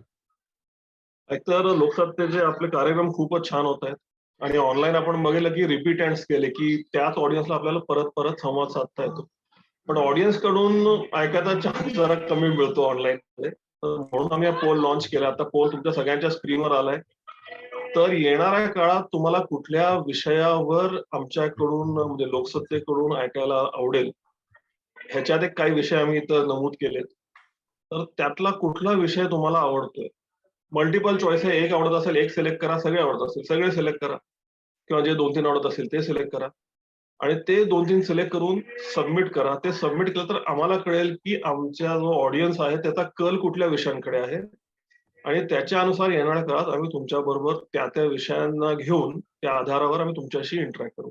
तर ऑलरेडी पोल लॉन्च झाला आणि खूप छान प्रतिसाद आहे. जवळ-जवळ 350 लोकांनी ऑलरेडी वालावलकर सर प्रतिक्रिया त्यांची दिली. जी चांगलं आहे, खरंच चांगलं आहे. आपण अजून एक अर्धा 1 मिनिट पोल चालू ठेवणार आहे. माझं जी. रिक्वेस्ट आहे सगळ्यांना, की सगळ्यांनी नक्की पार्टिसिपेट करा. आपले इव्हन जे पॅनलिस्ट आहेत, वालावलकर सर तुम्ही पण पार्टिसिपेट करू शकता पोलमध्ये. सगळ्यांसाठी ओपन आहे पोल. सगळ्यांनी माझा पण द्या. नक्की नोंदवलं. मला हा विषयच फार फॅसिनेटिंग वाटतो. मला हा सगळे विषय याच्यातले महत्वाचे वाटतात. आता हे तुम्ही वुमन अँड फायनान्स हा विषय पण जो ठेवताय तो किती इंटरेस्टिंग विषय आहे एकदम. आणि आपल्याकडे महिलांचा प्रचंड लक्षणीय याच्यात सहभाग आहे या सगळ्यामध्ये. विषयाची निवड पण चांगली केली आहे साहेब. नाही नाही, बघा ना, लोकसत्ताचे आपले ऑडियन्स पण किती उत्साहाने पार्टिसिपेट. होय होय होय होय नक्की. ऑलमोस्ट सगळ्यांनी केलंय. एक 100-50 एक 50-70 लोकांनी नाही केलंय. येणाऱ्या अर्ध्या मिनिटात आम्ही बंद करतोय पोल. तर ज्यांचं झालंय मी त्यांना रिक्वेस्ट करतो सगळ्यांनी आन्सर करा. आणि ते आम्ही रिझल्ट तुमच्याबरोबर शेअर करणार. आता लगेच ते पोल आम्ही तुम्हाला दाखवू. एकदम डेमोक्रॅटिक जे आहे ते आम्ही तुम्हाला दाखवू. म्हणजे तुम्हालाही कळेल की जनतेचा कौल कुठं आहे आणि त्या कौलानुसारच आम्ही पण आमचं पुढचं मार्गक्रमण करू. तर मी पोल आता बंद करतो. जसं मी म्हटलं 15 सेकंद चालू ठेवीन. 80% is a very good voting. Generally 50-60% होतं सर. 80% वोट चांगले पडलेत. आता मी पोल बंद करतो आणि जे रिझल्ट आहेत ते तुमच्याबरोबर शेअर करतो. जी थँक्यू सर. तर बघा, नंबर 1 आहे hybrid fund, asset allocation, retirement planning. आज केलं तरी परत लोकांना अजून ऐकायचं रिटायरमेंट प्लॅनिंग बद्दल. आणि हे विमेन अँड फायनान्स आहे किंवा सिस्टमॅटिक विड्रॉल बॅलन्स म्हणजे हायब्रिड फंड्स आणि रिटायरमेंट प्लॅनिंग. हे नेहमीचेच म्हणजे हे पॉप्युलर टॉपिक्स आहेत. हे आपल्याला इथं दिसतं इथं. तर थँक्यू सो मच लोकसत्ता आणि लोकसत्ताची ऑडियन्स. स्टॉप करतो शेअरिंग आणि आपण थँक्यू दीक्षित साहेब. खूप इन्साइटफुल अशा पद्धतीचा हा पोल होता आणि हा एकंदर प्रक्रिया. मी परत एकदा सर्व वाचकांचं प्रेक्षकांचे सुद्धा धन्यवाद मानतो. अभय फडके यांच्या प्रश्नापासून आपण सुरुवात करूया. अभय फडके असं म्हणतायत, पुढील काळात म्हणजे हे घटणारे जे व्याजदर आहेत त्याचा शेवट कदाचित बचत खात्यावरती 0 इंटरेस्ट रिजीम चालू होईल असं त्यांना वाटतंय. तर त्या दिवसामध्ये असे जर दिवस आले, जसं काही पश्चिमेच्या जर्मनी, डेन्मार्क असे प्रगत देशांमध्ये असं आहे, जपान सारख्या देशांमध्ये, भारतात सुद्धा ती एखादी शक्यता येईल. आणि अशा वेळेला मात्र निवृत्तीचं नियोजन कसं करावं? कुलकर्णी साहेबांना प्रश्न आहे. त्या दृष्टी थोडं इक्विटीकडे भर देणं जास्त गरजेचं आहे. मग ती डायरेक्ट किंवा थ्रू म्युच्युअल फंड. कारण तुम्हाला शेवटी कॅपिटल अप्रिशिएशन होणं महत्वाचं आहे. जर व्याजच मिळणार नसेल तर कॅपिटल अप्रिशिएशन होणार नाहीये. म्हणजे जरी तुम्ही क्युम्युलेटिव्ह रिपोर्ट ठेवलं तरी मग त्या दृष्टीने विचार केला तर इक्विटी नक्कीच चांगली राहील. म्हणजे थेट आयदर डायरेक्ट इक्विटी किंवा थ्रू म्युच्युअल फंड. ज्यांना डायरेक्ट जमत नाही त्यांनी थ्रू म्युच्युअल फंड इक्विटी जायला हरकत नाही. आणि म्युच्युअल फंड मध्ये त्यांना एक सगळ्यात फायदा काय आहे की तुमच्या रिस्क ॲपेटाईट नुसार तुम्ही equity fund, hybrid fund, debt fund असे तिन्ही ऑप्शन निवडू शकता आपल्या सोयीनुसार. गुड. साधना आवटेंचा पुढचा एक प्रश्न आहे. त्यांच्या मते युद्धाच्या निमित्ताने हे जे रशिया आणि युक्रेनचं युद्ध चालू झालंय त्या निमित्ताने एक महागाई वाढत चाललेली आहे. युद्ध उद्या संपेल पण ही महागाई खाली येईल का वाढेल? काही युद्धाने चालू झालेली महागाई कंटिन्यूस राहील त्यांना वाटतंय. तुमचं त्याच्याबद्दलचं मत काय? नाही, बेसिकली पेट्रोलच्या किमती वाढल्या तर त्याच्या अनुषंगाने महागाई वाढणार आहे. बाकीची कितपत वाढेल मला सांगता येत नाही. पण जसे इंधनाच्या किमती वाढल्या तर त्याच्यावर जो कॅस्केडिंग इफेक्ट म्हणतो आपण, त्यामुळे काही प्रमाणात महागाई वाढू शकेल. पण ज्यावेळी युद्ध संपेल तेव्हा पेट्रोलच्या प्राइसेस परत खाली यायला लागतील. म्हणजे मला वाटत नाही हा ग्राफ चढताच राहील. पण आता काही दिवस चढता राहील. तुम्हाला पुढचा एक प्रश्न आहे दीपक डुरंडे यांचा. तुमच्या बोलण्यात आलं होतं P2P लेंडिंग असा एक नवीन ऑप्शन तुम्ही सांगितला. निवृत्तीनंतरच्या काळात सुद्धा तो सुरक्षित आहे असं तुमचं मत आहे का? दोन गोष्टी आहेत. मी जसं आपल्याला सांगितलं की certain degree of risk is there, पण तुमची पूर्ण P2P लेंडिंग हे डायव्हर्सिफाईड होतं. म्हणजे एक छोटं उदाहरण द्यायचं झालं तर तुम्ही 1 लाख रुपये गुंतवले तर ते 1 लाख जवळ 38-40 लोकांना दिले जातात आणि त्याच्या मिळणारे तुम्ही तिथं तुम्हाला ऑप्शन आहेत तुम्हाला high risk, medium risk, low risk. मी जर मीडियम रिस्कला गेलो तर मला 12-12.5% रिटर्न मिळू शकतो. आणि अगेन आय एम रिपीटिंग, मी असं म्हणणार नाही शून्य रिस्क आहे. सम रिस्क इज देअर, पण तुम्हाला रिटर्न 12% पाहिजे असेल तर थोडं रिस्क घ्यायला पाहिजे. आणि मी असं म्हणणार नाही सगळे रक्कम गुंतवा, पण समजा मला रिटायरमेंटचे 75 लाख मिळेल त्यातले 5 लाखची जर गुंतवले मी तर मला 12% महिन्याला 5,000 मिळतील ना. म्हणजे 5 आणि समजा त्या 5 लाखाचे सगळे 5चे 5 बुडणार नाहीत. फार 5चे तुमचे 4,90 होतील, 4,80 होतील. इथे झिरो होणार नाहीये. हा काय सट्टा नाहीये. हा काही सट्टा नाहीये. हा एक तुमचा मी एक मुद्दा घेतो आणि दीक्षित साहेबांकडे जातो. दीक्षित साहेब, अनेक लोकांना, आपल्या अनेक वाचकांना, गुंतवणूकदारांना सेफ आणि गॅरंटेड हमीपात्र परतावा देणाऱ्या योजनांची माहिती पाहिजे. तर अशा गॅरंटेड आणि हमीपात्र असलेल्या आणि सुरक्षित अशा काही योजना आहेत का म्युच्युअल फंड उद्योग विश्वामध्ये? चांगला प्रश्न आहे. आणि म्हणजे काय की तुम्ही म्युच्युअल फंड किती जरी बोललं ना, एक शेवटचं वाक्य आहे म्युच्युअल फंड मार्केट रिस्क. तरी मार्केट रिस्क ही इक्विटीला फक्त असते असं नाही, कारण की सगळ्यांना माहिती आहे म्युच्युअल फंडमध्ये इक्विटी आणि डेट दोन्ही असतं. मार्केट रिस्क ही डेट फंडाला पण असते. मार्केट रिस्क ही FD ला पण असते. सगळीकडेच रिस्क आहे. असं म्हणलं काय आज तुम्हाला 5% व्याज तर पुढच्या वर्षी 4 मिळणार ही रिइन्व्हेस्टमेंट रिस्क आहे. एक वर्षी 5% मिळाला, पुढच्या वर्षी 4% परतावा म्हणजे कमी होऊ शकतो FDचा. ते रिइन्व्हेस्टमेंट रिस्क झाली, ते पण रिस्क आहेच. तर म्युच्युअल फंड प्लॅटफॉर्मवर असा कुठलाच प्रोडक्ट नाही जो तुम्हाला गॅरंटीड रिस्क फ्री रिटर्न्स देतो, असा कुठलाच नाहीये. आमचं सगळ्यांना सजेशन हेच असतं की रिस्क ही एलिमिनेट करता येत नाही, रिस्क ही मॅनेज करता येते. रिस्क कशी मॅनेज करायची? जे परस्पर विरोधी ऍसेट्स आहेत ते जर का तुम्ही एकत्र निवेश केलं त्याला ऍसेट अलोकेशन म्हणतो. परस्पर विरोधी म्हणजे इक्विटी, डेट आणि गोल्ड. यांच्यात जर का तुम्ही बॅलन्स केला तुमच्या इन्व्हेस्टमेंटचा तर जी रिस्क आहे ती खूप कमी होते. रिस्क म्हणजे काय? एक तर लॉस ही रिस्क आहे, दुसरं व्होलॅटिलिटी की मार्केट खाली आलं वर. तरी जी व्होलॅटिलिटी आहे ती तुम्ही कमी करू शकता बाय ऍसेट अलोकेशन. तर ते करावं हे आम्ही सजेस्ट करतो. कमिंग टू द क्वेश्चन, असं कुठलाच प्रोडक्ट नाहीये. त्याच्यामध्ये एक वाक्य ऍड करायचंय. त्यांच्या जसं आपण म्हणतो mutual fund investment are subject to market risk, ही कॉशन असते. तशीच कॉशन नोट सिगारेटच्या पाकिटावर असते. Smoking is injurious to health, म्हणून कुणी स्मोकिंग करायला थांबलंय का? म्हणजे तिथं तुम्हाला तो जो आनंद मिळतो, जो मी स्मोकिंग करत नाही पण ज्याला स्मोकिंग करणाऱ्या माणसाला जो आनंद मिळतो त्याला माहितीये मला रिस्क आहे, तसं इथं तुम्हाला माहितीये रिस्क आहे पण तुम्ही रिस्क घ्या तर पैसे आहेत. डिस्क्लेमर. सुधाकर साहेब, तुमच्याकडेच येतो. ऍक्च्युली यांच्या बोलण्यातून असं आलं की इक्विटी, डेप्ट आणि गोल्ड, पण चौथा एक ऑप्शन बरेचदा या चर्चेतून सुटतो आणि अनेक गुंतवणूकदारांना हवा असतो, म्हणजे रिअल इस्टेट. तर रिअल इस्टेट बद्दलचं तुमचं एक ओपिनियन आम्हाला सांगा ना, ऐकायला आवडेल. आता सध्याची परिस्थिती पाहता रिअल इस्टेट गुंतवणूक म्हणून बघू नका, गरज म्हणून घ्या. म्हणजे तुमच्याकडे घर नसेल तर सध्या बँकांचे रेट जवळ 6-6.5% इतके खाली आलेले आहेत आणि घराच्या किमती पण तशा आता स्थिरावलेल्या आहेत. पण एक घर असताना गुंतवणूक दुसरं घर घेऊ नका, यातनं तुम्हाला रिटर्न मिळणार नाही. कारण भाड्यातनं मिळणार रिटर्न हा तुमच्या, म्हणजे एक छोटं उदाहरण, थोडं 2 मिनिटं वेळ घेतो मी, की समजा एखाद्या माणसाने एक 75 लाखाचं पुण्यामध्ये घर घेतलंय बावधनला आणि त्याचं भाड्याने दिलं तर त्याला जेमतेम 18 ते 20 हजार भाडं येईल आणि तो हप्ता मात्र महिन्याला 60 ते 65 हजार भरतो. 5% त्या घराची किंमत 1 कोटी झाली असं गृहीत धरू आपण.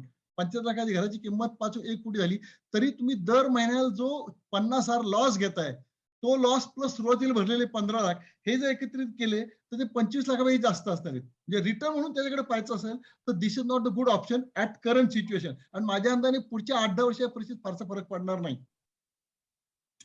थँक्यू. कुलकर्णी साहेब, आपल्या मार्गदर्शनामध्ये NPS बद्दल तुम्ही फार तळमळीने सगळं मांडणी केलीत आणि ती आहेच, आणि NPS हे खरंच उत्तम पर्याय आहे. पण जर जाहिरातीचा विचार केला तर NPS बद्दल पुरेशी जागरूकता माध्यमातून होताना दिसत नाही. तर माझा असा प्रश्न आहे की ही का होत नाही, नंबर 1. आणि त्याचं एवढं पोटेन्शियल चांगलं असताना त्याची जाहिरात न होताना सुद्धा तो लोकप्रिय का ठरतो? दोन्ही अंगाने हा प्रश्न आम्हाला समजून सांगा. ऍक्च्युली याच्याकरता एक 2 महिन्यापूर्वी बँक ऑफ महाराष्ट्रने एक कार्यक्रम अरेंज केला होता पुण्यामध्ये आणि त्याला एनपीएसचे जे पीएफआरडीचे जे एक्झिक्युटिव्ह डायरेक्टर होते ते आलेले होते. त्याला मला बोलवलं होतं, मी पण तिथे गेलो होतो. तुम्हाला आश्चर्य वाटेल, त्यांचं म्हणणं आहे की आम्हाला जाहिरात करण्याकरता पुरेसं आमच्याकडे अजून पैसे नाहीत, म्हणजे जाहिरातीचा खर्च करायला पाहिजे, पण त्याने हळूहळू सुरुवात केलेली आहे. आज त्यांच्यामध्ये ही एक तर नवीन पीएफआरडी तसं खूप नवीन आहे, कम्पॅरेटिव्हली आयआरडीए किंवा इतर सेबीच्या तुलनेने खूप नवीन येते. त्यामुळे त्यांच्याकडे थोडं आर्थिक पाठबळ नसल्यामुळे ते जाहिरात कमी करतात, पण ती त्याने हळूहळू सुरुवात केलेली आहे. पण माझं वैयक्तिक मत असं आहे की रिटायरमेंट प्लॅनिंगला म्हणजे अॅन्युटी किंवा इतर कशापेक्षा पीपीएफ पेक्षा एनपीएसचा निश्चित चांगला पर्याय आहे. दोन्हीची तुलना म्हणजे पीपीएफ अॅन्युटी आणि इन्शुरन्सची अॅन्युटी किंवा एनपीएस हा पर्याय विचारात घेतला तर NPS is much better. 2-3 angle म्हणजे टॅक्सेशन पॉईंट ऑफ व्ह्यू फायदेशीर आहे, प्लस तुम्हाला एक रेग्युलर इन्कम मिळते आणि त्याला फ्लेक्झिबिलिटी आहे. गुड. सुरुवातीला ही स्कीम रिजिड होती, आता एवढी रिजिड राहिलेली नाहीये ती. राहिलेली नाही. आता ना कुलकर्णी साहेब, वेळेचा भान बघता ऍक्च्युली थोडासा वेळ आहे आपल्याकडे सुद्धा. आपण अधिक खुलासेवार तपशीलवार एनपीएसचं अकाउंट उघडायचं कसं आणि त्याच्यावरती नियंत्रण कसं? हो, एनपीएसचे बरेच प्रश्न आहेत. नरेश मुसळे विचारतायत, प्रकाश पहाडे तिथे विचारतायत. तुम्हाला एनपीएस वर सांगतो. एनपीएसचं खातं 2 पद्धतीने तुम्हाला उघडता येतं. एक बँकेत जाऊन उघडता येतं किंवा तुम्हाला पोस्टात जाऊन उघडता येतं किंवा स्टॉक होल्डिंग कॉर्पोरेशन हे फिजिकल अकाउंट ओपन करता येतं.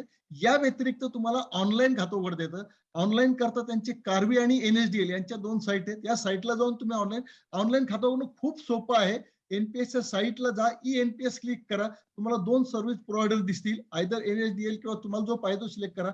संपूर्ण फॉर्म ऑनलाईन भरा.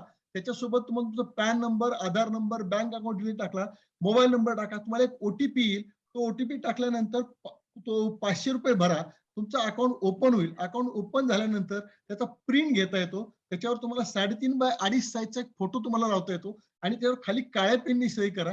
खाली तुम्हाला एक ऍड्रेस दिलेला असतो, त्या ऍड्रेसवर तुम्ही स्पीड पोस्टने पाठवून द्या. तुम्हाला 8 ते 10 दिवसात तुमचा पॅन कार्ड म्हणजे परमनंट रिटायर अकाउंट नंबर, याच्यावर तुमच्या पॅन कार्डच्या साईजचा असतं, तुमचा फोटो असतो आणि तो जो नंबर असतो त्यात तुमचा अकाउंट ओपनिंग नंबर असतो, तुमचा खाते नंबर असतो. या खाते नंबरवर तुम्ही भारतभर कुठेही खातं ऑपरेट करू शकता.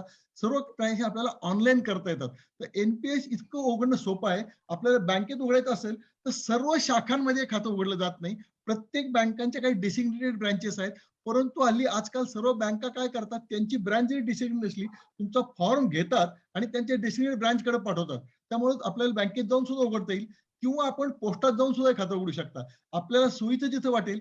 माझी स्वतःचं रेकमेंडेशन आहे की तुम्ही कुठेही जाऊ नका, घर बसल्या ई एनपीएस उघडा. E NPS. Good good good. बरं, हे किती याच्यावर सुद्धा नियंत्रक आहेत? म्हणजे ही एक भारत सरकारचीच योजना आहे का? काही वेळेला असं विचारतात की उद्या सरकार बदललं तर ही एनपीएस बासनात गुंडाळली जाईल का? की तिथे मध्य प्रदेश सरकारने एनपीएस बदलून जुन्या पेन्शन स्कीम वरती गेले, तर ही एनपीएस कायम स्वरूपी राहणार आहे? राहील. जसं बँकिंग करता रिझर्व्ह बँक आहे, स्टॉक मार्केट सेबी आहे, इन्शुरन्स आयआरडी आहे, तसं यांच्याकरता पीएफआरडी आहे, pension fund regulatory development authority, असा याचा नियंत्रक आहे. ही पूर्णपणे रेग्युलेटेड स्कीम आहे. आणि याच्यामध्ये जे सहभागी होतात तो खाते नंबर जो तुमचा याच्यामध्ये त्याला पीओपी म्हणतात, पॉईंट ऑफ पीओएस म्हणतात, पॉईंट ऑफ जिथे तुम्हाला खातं उघडता येईल ते. याचे रेकॉर्ड ठेवणारे असतात, सीआरए म्हणतात त्यांना, रेकॉर्ड कीपिंग जे करतात ते. त्यामुळं आणि ही सगळ्यात स्वस्त आहे. इतर जे गुंतवणुकीचे पर्याय आहेत त्यापेक्षा सगळ्यात स्वस्त पर्याय एनपीएस आहे. आणि एनपीएस म्हणजे पूर्णपणे गव्हर्नमेंट रेग्युलेटेड आहे. त्याला टॅक्स बेनिफिट आहे. आपल्यापैकी कित्येक लोकांना माहिती आहे का, 86 ची जे 1.5 लाखाची लिमिट आपली संपली आणि मी जर ₹50,000 ऍडिशनल एनपीएस भरले तर मला सेक्शन 86 ची D1B च्या अंडर 1.5 प्लस 50,000 एवढं मला डिडक्शन मिळतं. आणि याचा रिटर्न जर पाहिला आपण, ज्यांनी कॉन्झर्वेटिव्ह रिटर्न द्यायचे 3 ऑप्शन असतात, अग्रेसिव्ह, कॉन्झर्वेटिव्ह आणि मॉडरेट. तर मॉडरेट ज्यांनी ऑप्शन निवडला असेल त्याला साधारणपणे 9.5% ते 10% 4 सालापासून रिटर्न मिळतोय. आणि अग्रेसिव्ह असेल तर 12-12.5% रिटर्न आहे. आणि जर कॉन्झर्वेटिव्ह असेल तर 8 ते 6.8% पर्यंत दिसतोय जर ऑब्झर्व केलं. याच्याकरता आपण जर इकॉनॉमिक टाइम्सचं दर सोमवारचं वेल्थ म्हणून जर सबसिडी पाहिली, त्याच्यामध्ये दर आठवड्यात तुम्हाला याची एनपीएसची सगळी माहिती वाचता येईल आपल्याला. करेक्ट. एक असा प्रश्न आहे याच्यातच की याचे जे परतावा आहे तो हा. 58व्या वर्षीपासून सुरू होतो का 60व्या वर्षीपासून सुरू होणार? नाही, तुम्हाला पेन्शन जे आहे ना, तुम्ही रिटायर तुम्ही 20 वर्षात खातं तुम्हाला चालू ठेवायला लागतं. आता एखाद्यानंतर 55 वर्षी रिटायर व्हायचं तर त्याला 20 वर्ष झाले तर 55 वर्षी पेन्शन घेता येईल. पण ही कॅन अच्छा. Extend up to 65. आता ते 70 पर्यंत करता येतं. अच्छा. म्हणजे समजा एखाद्या माणसाला वाटतं मी 60व्या वर्षी मला पेन्शनची गरज नाहीये, he can still extend without contribution he can go up to 65 70. Okay. त्याच्या पुढे मात्र पेन्शन घ्यायला लागतं. घ्यायला आणि लागतं. अच्छा. पेन्शनचे तुम्हाला पाहिजे तसे ऑप्शन आहेत, ते 6 महिने आधी कळवायला लागतात. आज कळवायची गरज नाहीये. ओके. ओके. आणि एक प्रश्न म्हणजे ते जे आमचं पासबुक असं फिजिकल पासबुक आमचं किती ठेवी त्याच्यात झालेले आहेत, आमचा फंड कसा वाढतोय हे आम्हाला मॉनिटर करता येतं का? कशा पद्धतीने कळतं ते आम्हाला? नाही, याच्यात आमचं- तुम्हाला पासबुक मिळत नाही. तुम्हाला ऑनलाईन बघता येतं आणि त्यांचं तुम्हाला क्वार्टरली स्टेटमेंट येतो तुमच्या मेलवर. त्याच्यात ओके. तुम्हाला कळतं. आणि त्याच्यात तुमची युनिटची व्हॅल्यूवरून तुम्हाला कळतं तुम्ही पैसे टाकले किती आणि झालेत किती. झाले. म्युच्युअल फंडाच्या युनिट सारखी ते 10 रुपयाची एक एनईव्ही असते त्याची. राईट. थँक्यू.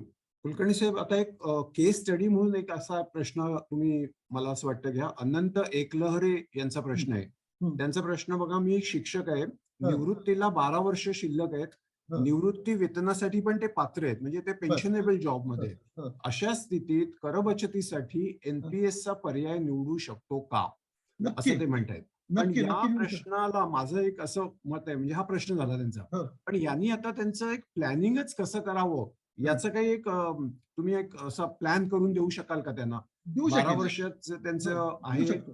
हा, देऊ शकतो. ते आता जरा please. साधारण काय आहे, यांची नोकरी जी आहे म्हणजे 12 वर्षानंतर यांना जर पेन्शनेबल जॉब असेल त्यांची शेवटच्या सॅलरीच्या ऑलमोस्ट 50% यांना पेन्शन मिळणार आहे. आणि ही पेन्शन ते 1/3 विकू सुद्धा शकणार आहेत. जी विकतील पेन्शन ते 15 वर्षांनी परत रिस्टोर होणार आहे. आता याच्यामध्ये 2 गोष्टी आहेत. त्यांना पेन्शन आहे, पण त्यांना असं वाटत असेल की मला मिळणारी पेन्शनची रक्कम अपुरी आहे, तर त्यांना ऍडिशनल ही एनपीएस पद्धतीने गुंतवणूक करता येईल त्यांना. तर आता 12 वर्ष थोडा पिरियड कमी आहे, पण साधारणपणे ज्या एखाद्या माणसाने 30व्या वर्षी पेन्शन एनपीएसचं खातं उघडलं आणि महिना ₹500 भरायला सुरुवात केली, तर 60व्या वर्षी त्याचे 60 आय एम टॉकिंग अबाउट 60, तर त्याला साधारणपणे 20,000 पेन्शन मिळतं. पण त्यात value of 20,000 after 30 is something around 1,800. 6% मागायला पाहिजे. म्हणजे ₹500 भरणाऱ्या माणसाला साधारणपणे चौपट रक्कम मिळते. पण तो पिरियड 30 वर्षाचा आहे. यांचा पिरियड आजपासून फक्त 12 वर्षाचा आहे. त्यामुळे यांना ही चौपट मिळणार नाही. यांना साधारणपणे आता 5,000 भरले तर साधारणपणे त्यावेळेचे 10-10,500 मिळतील. पण यांनी आपण मग मी अजून कॅल्क्युलेशन केलेलं नाहीये, पण ओके. त्यांच्याकडे फिगर मिळत नाही, त्याला बॅक कॅल्क्युलेशन करून सांगू शकतो how much he will get. बरोबर, चांगलं आहे. पण दीक्षित साहेबांकडेच हा मी प्रश्न घेतो. दीक्षित साहेब, आपल्यासाठी हा प्रश्न विचारतो, ही जी केस स्टडी म्हणून तुम्ही घ्या, अशा व्यक्तींना म्युच्युअल फंडच्या कुठल्या योजना तुम्ही सजेस्ट करू शकाल? नाही, चांगली सिच्युएशन आहे डिस्कस करायला. कारण जसं म्हटलं रिटायरमेंटमध्ये 2 गोष्टी आहेत. एक आहे प्री रिटायरमेंट, दुसरं आहे पोस्ट रिटायरमेंट. प्री रिटायरमेंट असतं कॉर्पस जनरेट करायला. तर जेव्हा तुम्ही एनपीएस करताय तुम्ही कॉर्पस जनरेट करा. पोस्ट रिटायरमेंट असतं आपल्याला त्यातनं रेग्युलर इन्कम पाहिजे किंवा एक इन्कम पाहिजे म्हणून.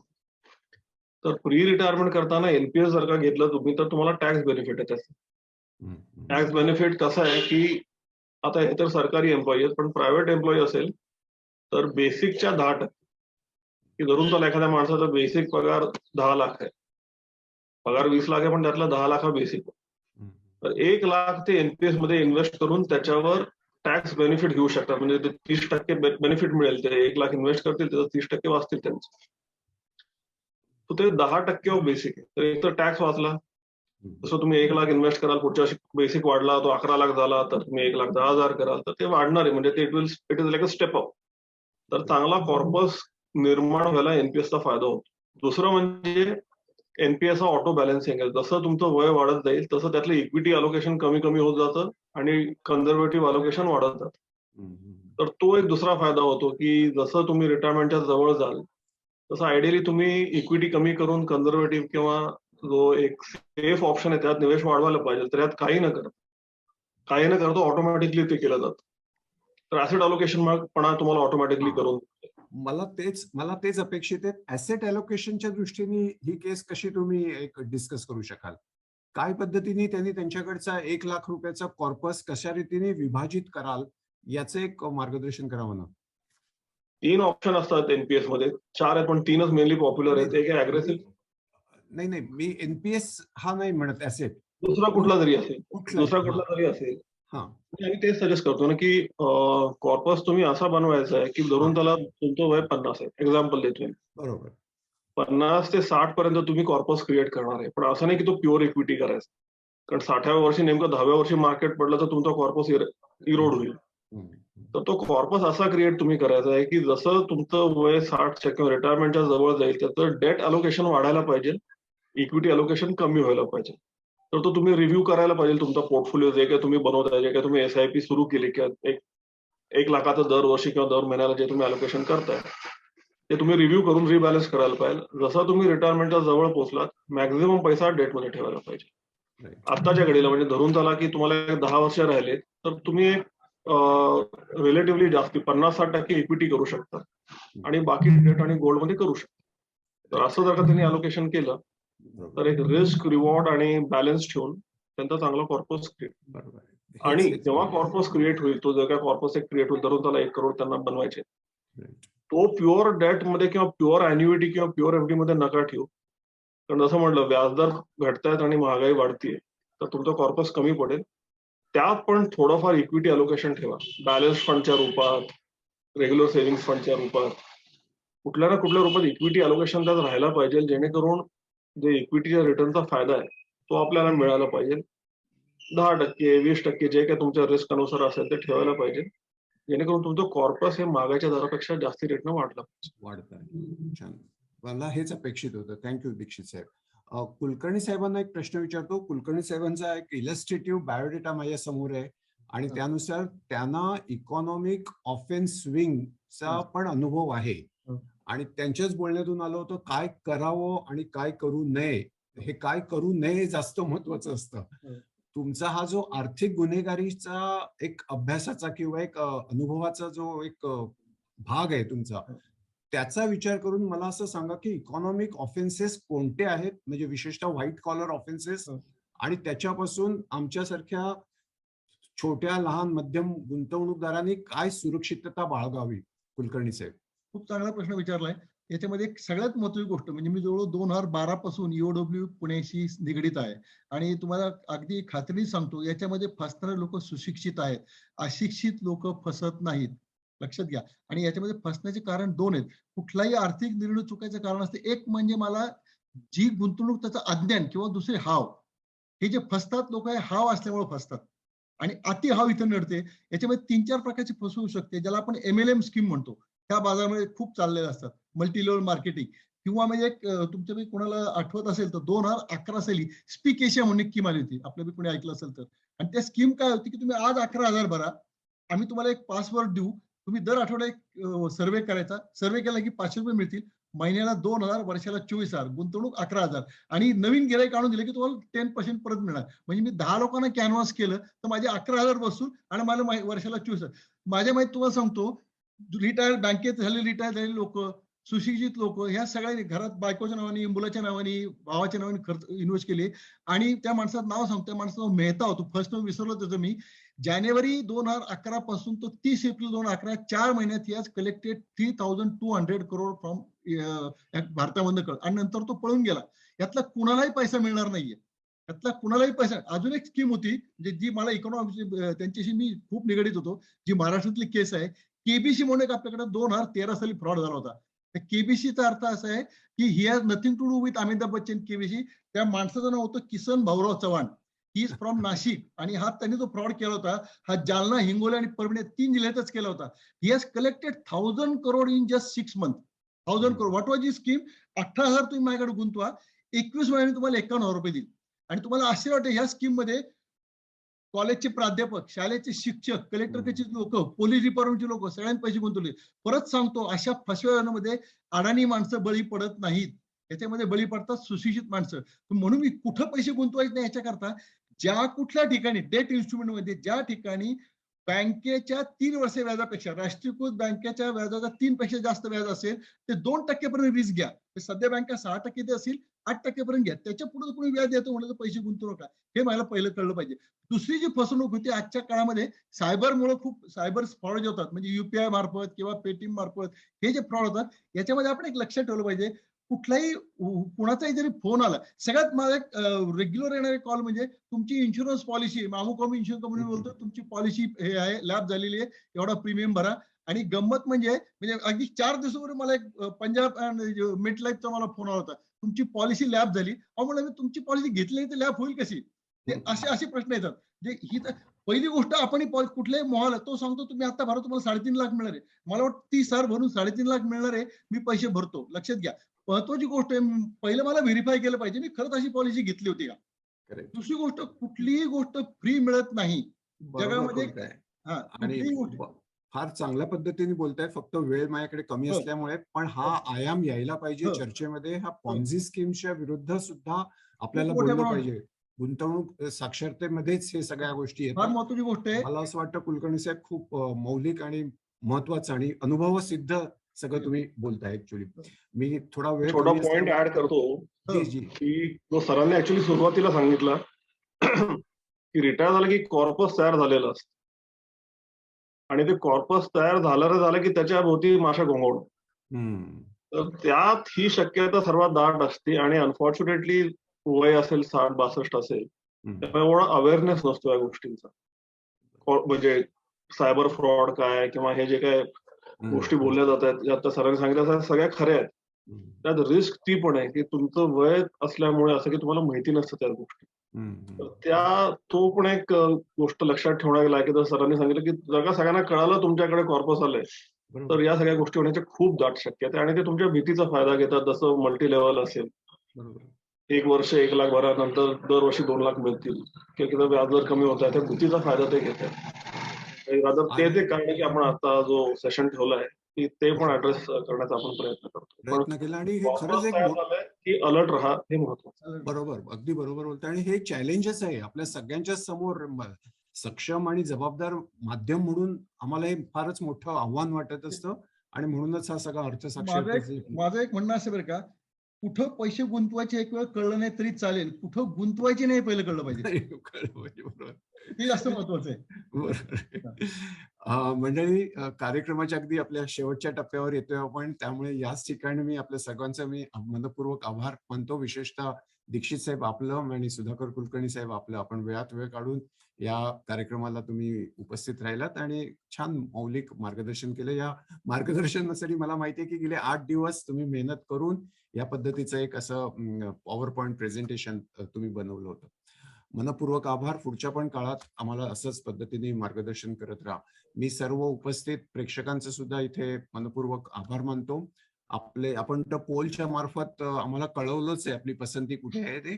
पण कुठल्याही गोष्टी राहिली असेल, काही फीडबॅक द्यायचा असेल, प्रतिक्रिया द्यायची असेल, तर निश्चितच ईमेलचा पण आपण वापर करू शका. मी आणखीन एक प्रश्न घेतोय. म्हणजे प्रदीप कोरे काय विचारतायत, सरकारी बॉन्डमध्ये गुंतवणुकीसाठी रिटेल डायरेक्ट असं एक रिझर्व्ह बँकेचं व्यासपीठ आहे. ते कसं वाटतं, त्याचा वापर कितपत आहे? हरकत नाही करायला, कारण पूर्वी तो ऑप्शन लोकांना नव्हता. म्हणजे पूर्वी काय व्हायचं की त्या मोठी रक्कम असलेला माणूसच करू शकायचा. आता तो करता येईल, पण म्हणजे बेसिकली रिटर्न म्हणाल ना, तर त्याचा रिटर्न डेटचाच रिटर्न मिळणार, हे आपण लक्षात ठेवलं पाहिजे. फक्त त्याला लिक्विडिटी असणार आहे, ते डीमॅट सारखं अकाउंट नसणार आहे. डीमॅट त्याचं डीमॅट जे आहे ते तुमच्या जीसेकच असणार आहे. म्हणजे पण अजूनही त्याच्याविषयी फारसा लोकांमध्ये अवेअरनेस नाहीये. पण गव्हर्नमेंटने तुम्हाला ती एक संधी उपलब्ध करून द्या, असं माझं मत आहे. पण ते अजून ज्याला पॉप्युलर व्हायला थोडा वेळ लागेल. वेळ लागेल. आणि मला वाटतं असंच आणखीन एक अनपॉप्युलर गोष्ट म्हणजे ती अटल पेन्शन योजना सुद्धा अनपॉप्युलर आहे का थोडी? अटल पेन्शन योजना अटल पेन्शनचं कारण असं की it is for down trodden people. सामान्य म्हणजे ज्याला चांगलं उत्तर त्याच्याकडे उपयोग नाही त्याचा. म्हणजे जो महिन्याला 100, 200, 400 भरणं अशाच करताय. ज्याला महिन्याला 5-10 हजार त्याच्याकरता त्याचा उपयोग नाहीये. त्याच्याकरता नॉर्मल एनपीएस त्याचे. Right right. मला असं वाटतंय आपण अगदी कार्यक्रमाच्या शेवटी आलोय आणि शेवट निरोप घेण्याच्या आधी मी तुम्हा दोघंही तज्ञ व्यक्तींना विनंती करणार आहे की आपण जे 1 तास बोललो त्याचा सारांश काही जाताना एक गुरुमंत्र म्हणून पण मला तुमच्याकडनं अपेक्षित आहे. पण आपल्या एक आणखीन 2 प्रश्न घेतल्यानंतर आपण बोलूया. दीक्षित साहेब, आपल्याला आठवत असेल की आपण जो पोल घेतला त्यामध्ये बऱ्याच जणांना SWP बद्दल पण कुतूहल होतं. अनेक जणांनी SWP बद्दलचं मार्गदर्शन विचारलं होतं. त्या दृष्टीने नेमाडे साहेब विचारतायत, आपण SWP नेमकं कुठल्या काळाच्या टप्प्यावर सुरू केलं पाहिजे. आणि गंमत म्हणजे असं त्यांचं झालेलं आहे, I have not eight invested in mutual fund आणि रिटायर्ड पुढच्या महिन्यात होत आहेत, अशी युनिक केस आहे. म्हणजे ते आतापर्यंत त्यांनी गुंतवणूक केलेली नाहीये, ते पुढच्या महिन्यात रिटायर्ड होत आहेत आणि त्यांना SWP मध्ये कुतूहल आहे. काय मार्गदर्शन कराल? नाही, ऍक्च्युली जसं आपण आता पोल मध्ये पण बघितलं, ऍक्च्युली मला पण थोडं आश्चर्य वाटलं की नंबर 1 टॉपिक SWP आहे आणि त्याच्यावरूनच कळतं की रिटायरमेंट हा किती महत्वाचा विषय. की सध्याच्या घडीला रिटायरमेंट हा सर्वात महत्वाचा विषय झालाय. कोविडमुळे जसं म्हणलं की व्याजदर कमी आणि महागाई वाढली, असं जनरली होत नाही ते झालंय. SWP म्हणजे सिस्टमॅटिक विड्रॉल प्लॅन. तो तुम्हाला एक रेग्युलर इन्फ्लो साठी म्हणून पर्याय असतो. ते काम करणं म्हणजे त्याचं वर्किंग एकदम साधं आहे की तुमचा जो काय कॉर्पस असेल धरून त्याला 1 करोड तुमचा कॉर्पस आहे आणि तुम्हाला एक 8 लाख पाहिजे वर्षाला. तर 8 लाख भागिले 12 म्हणजे रफली 90,000 सॉरी 70,000. जर का तुम्ही महिन्याला सांगितलं म्युच्युअल फंड, तर तुम्हाला फॉर्म भरायचा किंवा ऑनलाईन तुम्ही सांगायचं म्युच्युअल फंडला 70,000 रुपये माझ्या या फंड मधनं रिडीम करा. तर तो काय NAV असेल तेवढे युनिट रिडीम केले जातात आणि ते प्रोसेस करून ते पैसे तुम्हाला मिळतात. डेट फंड मधनं केलं किंवा कन्झर्वेटिव्ह हायब्रिड मधनं केलं तर एका दिवसात येतं, इक्विटी मधनं केलं तर 3 दिवसात येतं. त्याचा फायदा काय, डेट तुम्हाला फिक्स करता येते की कुठल्या तारखेला पैसा पाहिजे, व्हॅल्यू फिक्स करता येते. तर ते एक नियमितता त्याच्यामध्ये येते. डिव्हिडंड मध्ये तो पर्याय नसतो. डिव्हिडंड आला नाही आला आपल्या हातात नसतं आणि व्हॅल्यू पण फिक्स नसते, डेट पण फिक्स नसते. दुसरं गोष्ट की हा टॅक्स एफिशियंट खूप आहे. आता माझ्या ऍक्च्युली प्रेझेंटेशन मध्ये ते होतं की धरून चला की तुम्ही 1 लाखचा कॉर्पस क्रिएट केला आणि तुमचं ऍव्हरेज बाईंग 10, पुढच्या वर्षी ते 11 झालं. जर का तुम्ही डिव्हिडंड घ्याल 8 लाखाचा, तर 8 लाख जे काय तुमचं डिव्हिडंड आहे, अख्खा 8 लाखावर तुम्हाला 15% टॅक्स भरावा लागतो. पण जेव्हा तुम्ही SWP सिस्टमॅटिक विड्रॉल प्लॅन करता, तर जे युनिट तुम्ही विकताय, जे रिडीम करताय, तर त्या युनिटवर तुम्हाला किती नफा झालाय त्या नफ्यावर तुम्हाला टॅक्स पे करावा लागतो. तर धरून त्याला तुम्ही 8 लाख रिडीम केले, 8 लाखाची इनपुट व्हॅल्यू धरून त्याला 7 लाख होती. म्हणजे हे जे युनिट होते तुम्ही 7 लाखाला घेतले, आज 8 लाखाला विकले, तर तुमचा फायदा किती झालाय, 1 लाख. 1 लाखाचे 10% किंवा 15% किंवा जे काही तुमचं डेट असेल, तर ज्या हिशोबाने तुमचं टॅक्सेशन बनतं तेवढंच. म्हणजे 1 लाख हा तुमचा फायदा आहे, त्याच्यावर तुम्हाला टॅक्स पे करावा लागतो. तर खूप कमी टॅक्स, इफेक्टिव्हली खूप कमी टॅक्स लागतो. टॅक्स एफिशियंट पण आहे. तिसरं लक्षात ठेवायचं की जो कॉर्पस तुम्ही जिथं ठेवताय ते ऍक्च्युली सर्वात महत्वाचं. तुम्ही प्युअर इक्विटी मध्ये ठेवलं आणि जर का मार्केट पडलं, तर तुम्ही तर पैसे काढताय आणि मार्केट पडल्यामुळे तो जो कॉर्पस आहे तो पण कमी होईल. धरून त्याला तुम्ही 1 करोड ठेवले, तुम्ही 10% काढले, मार्केट 10% पडलं, तर तुमचा कॉर्पस 80%ला येईल. आता 80 वरनं परत 100ला जायला म्हणजे किती, मार्केटला 25% परत रिकव्हर करावं लागेल. तर ते जरा तुम्ही अडकू शकता त्याच्यात. जर का प्युअर इक्विटी मध्ये तुम्ही कॉर्पस ठेवला, त्याच्यातून रेग्युलर इन्फ्लो काढले, तर त्याच्यासाठी ज्या कॉर्पस मध्ये तुम्ही पैसे ठेवताय त्याची व्होलॅटिलिटी कमी पाहिजे. तर व्होलॅटिलिटी कमी कधी येईल, जर का मी आता जसं सांगितलं इक्विटी आणि डेटचं कॉम्बिनेशन केलं, परस्पर विरोधी आहे, तर व्होलॅटिलिटी ऑटोमॅटिकली सीसॉ सारखे, एक खाली गेला की दुसरा वर, एक वर गेला की दुसरा खाली. तर हायब्रिड फंड मध्ये तुम्ही ठेवलं की व्होलॅटिलिटी त्याची ऑटोमॅटिकली कमी होते. तर हायब्रिड मध्ये एक रेग्युलर सेव्हिंग प्रकार असतो ज्यात 80% डेट 20% इक्विटी आहे, आणि दुसरा अग्रेसिव्ह हायब्रिड ज्यात 80% इक्विटी 20% डेट. त्यात पण एक बॅलन्स ऍडव्हान्टेज नावाचा प्रकार, डायनॅमिक अलोकेशन ज्याला म्हणतात. इक्विटी मार्केट वर असेल तर इक्विटीचं अलोकेशन कमी ठेवतात, मार्केट खाली आलं तर इक्विटीचं अलोकेशन वाढवतात. तो सध्या खूप पॉप्युलर आहे. तर हे हायब्रिड मध्ये जर का तुम्ही पैसे ठेवलेत आणि त्यातून तुम्ही एक टक्का ठरवला की एवढे टक्के मला पैसे रेग्युलर इन्कम म्हणून पाहिजे, तर तो पर्याय जर का तुम्ही एक्सप्लोर केला तर तुम्हाला फायद्याचा आहे. दुसरं एक सजेशन आहे की पैसे लगेच विड्रॉ नका करू, थोडं 1 वर्ष त्याला कालावधी द्या थोडंसं वाढायला. की जर का जे काही शॉक जर का मार्केटमध्ये बसले, तर ते अब्झॉर्ब करायची कॅपॅसिटी तुमच्या कॉर्पसमध्ये राहील. की तुम्ही 1 वर्ष पैसे ठेवले, ते 5% वाढतील किंवा 15% वाढतील डिपेंडिंग ऑन द मार्केट.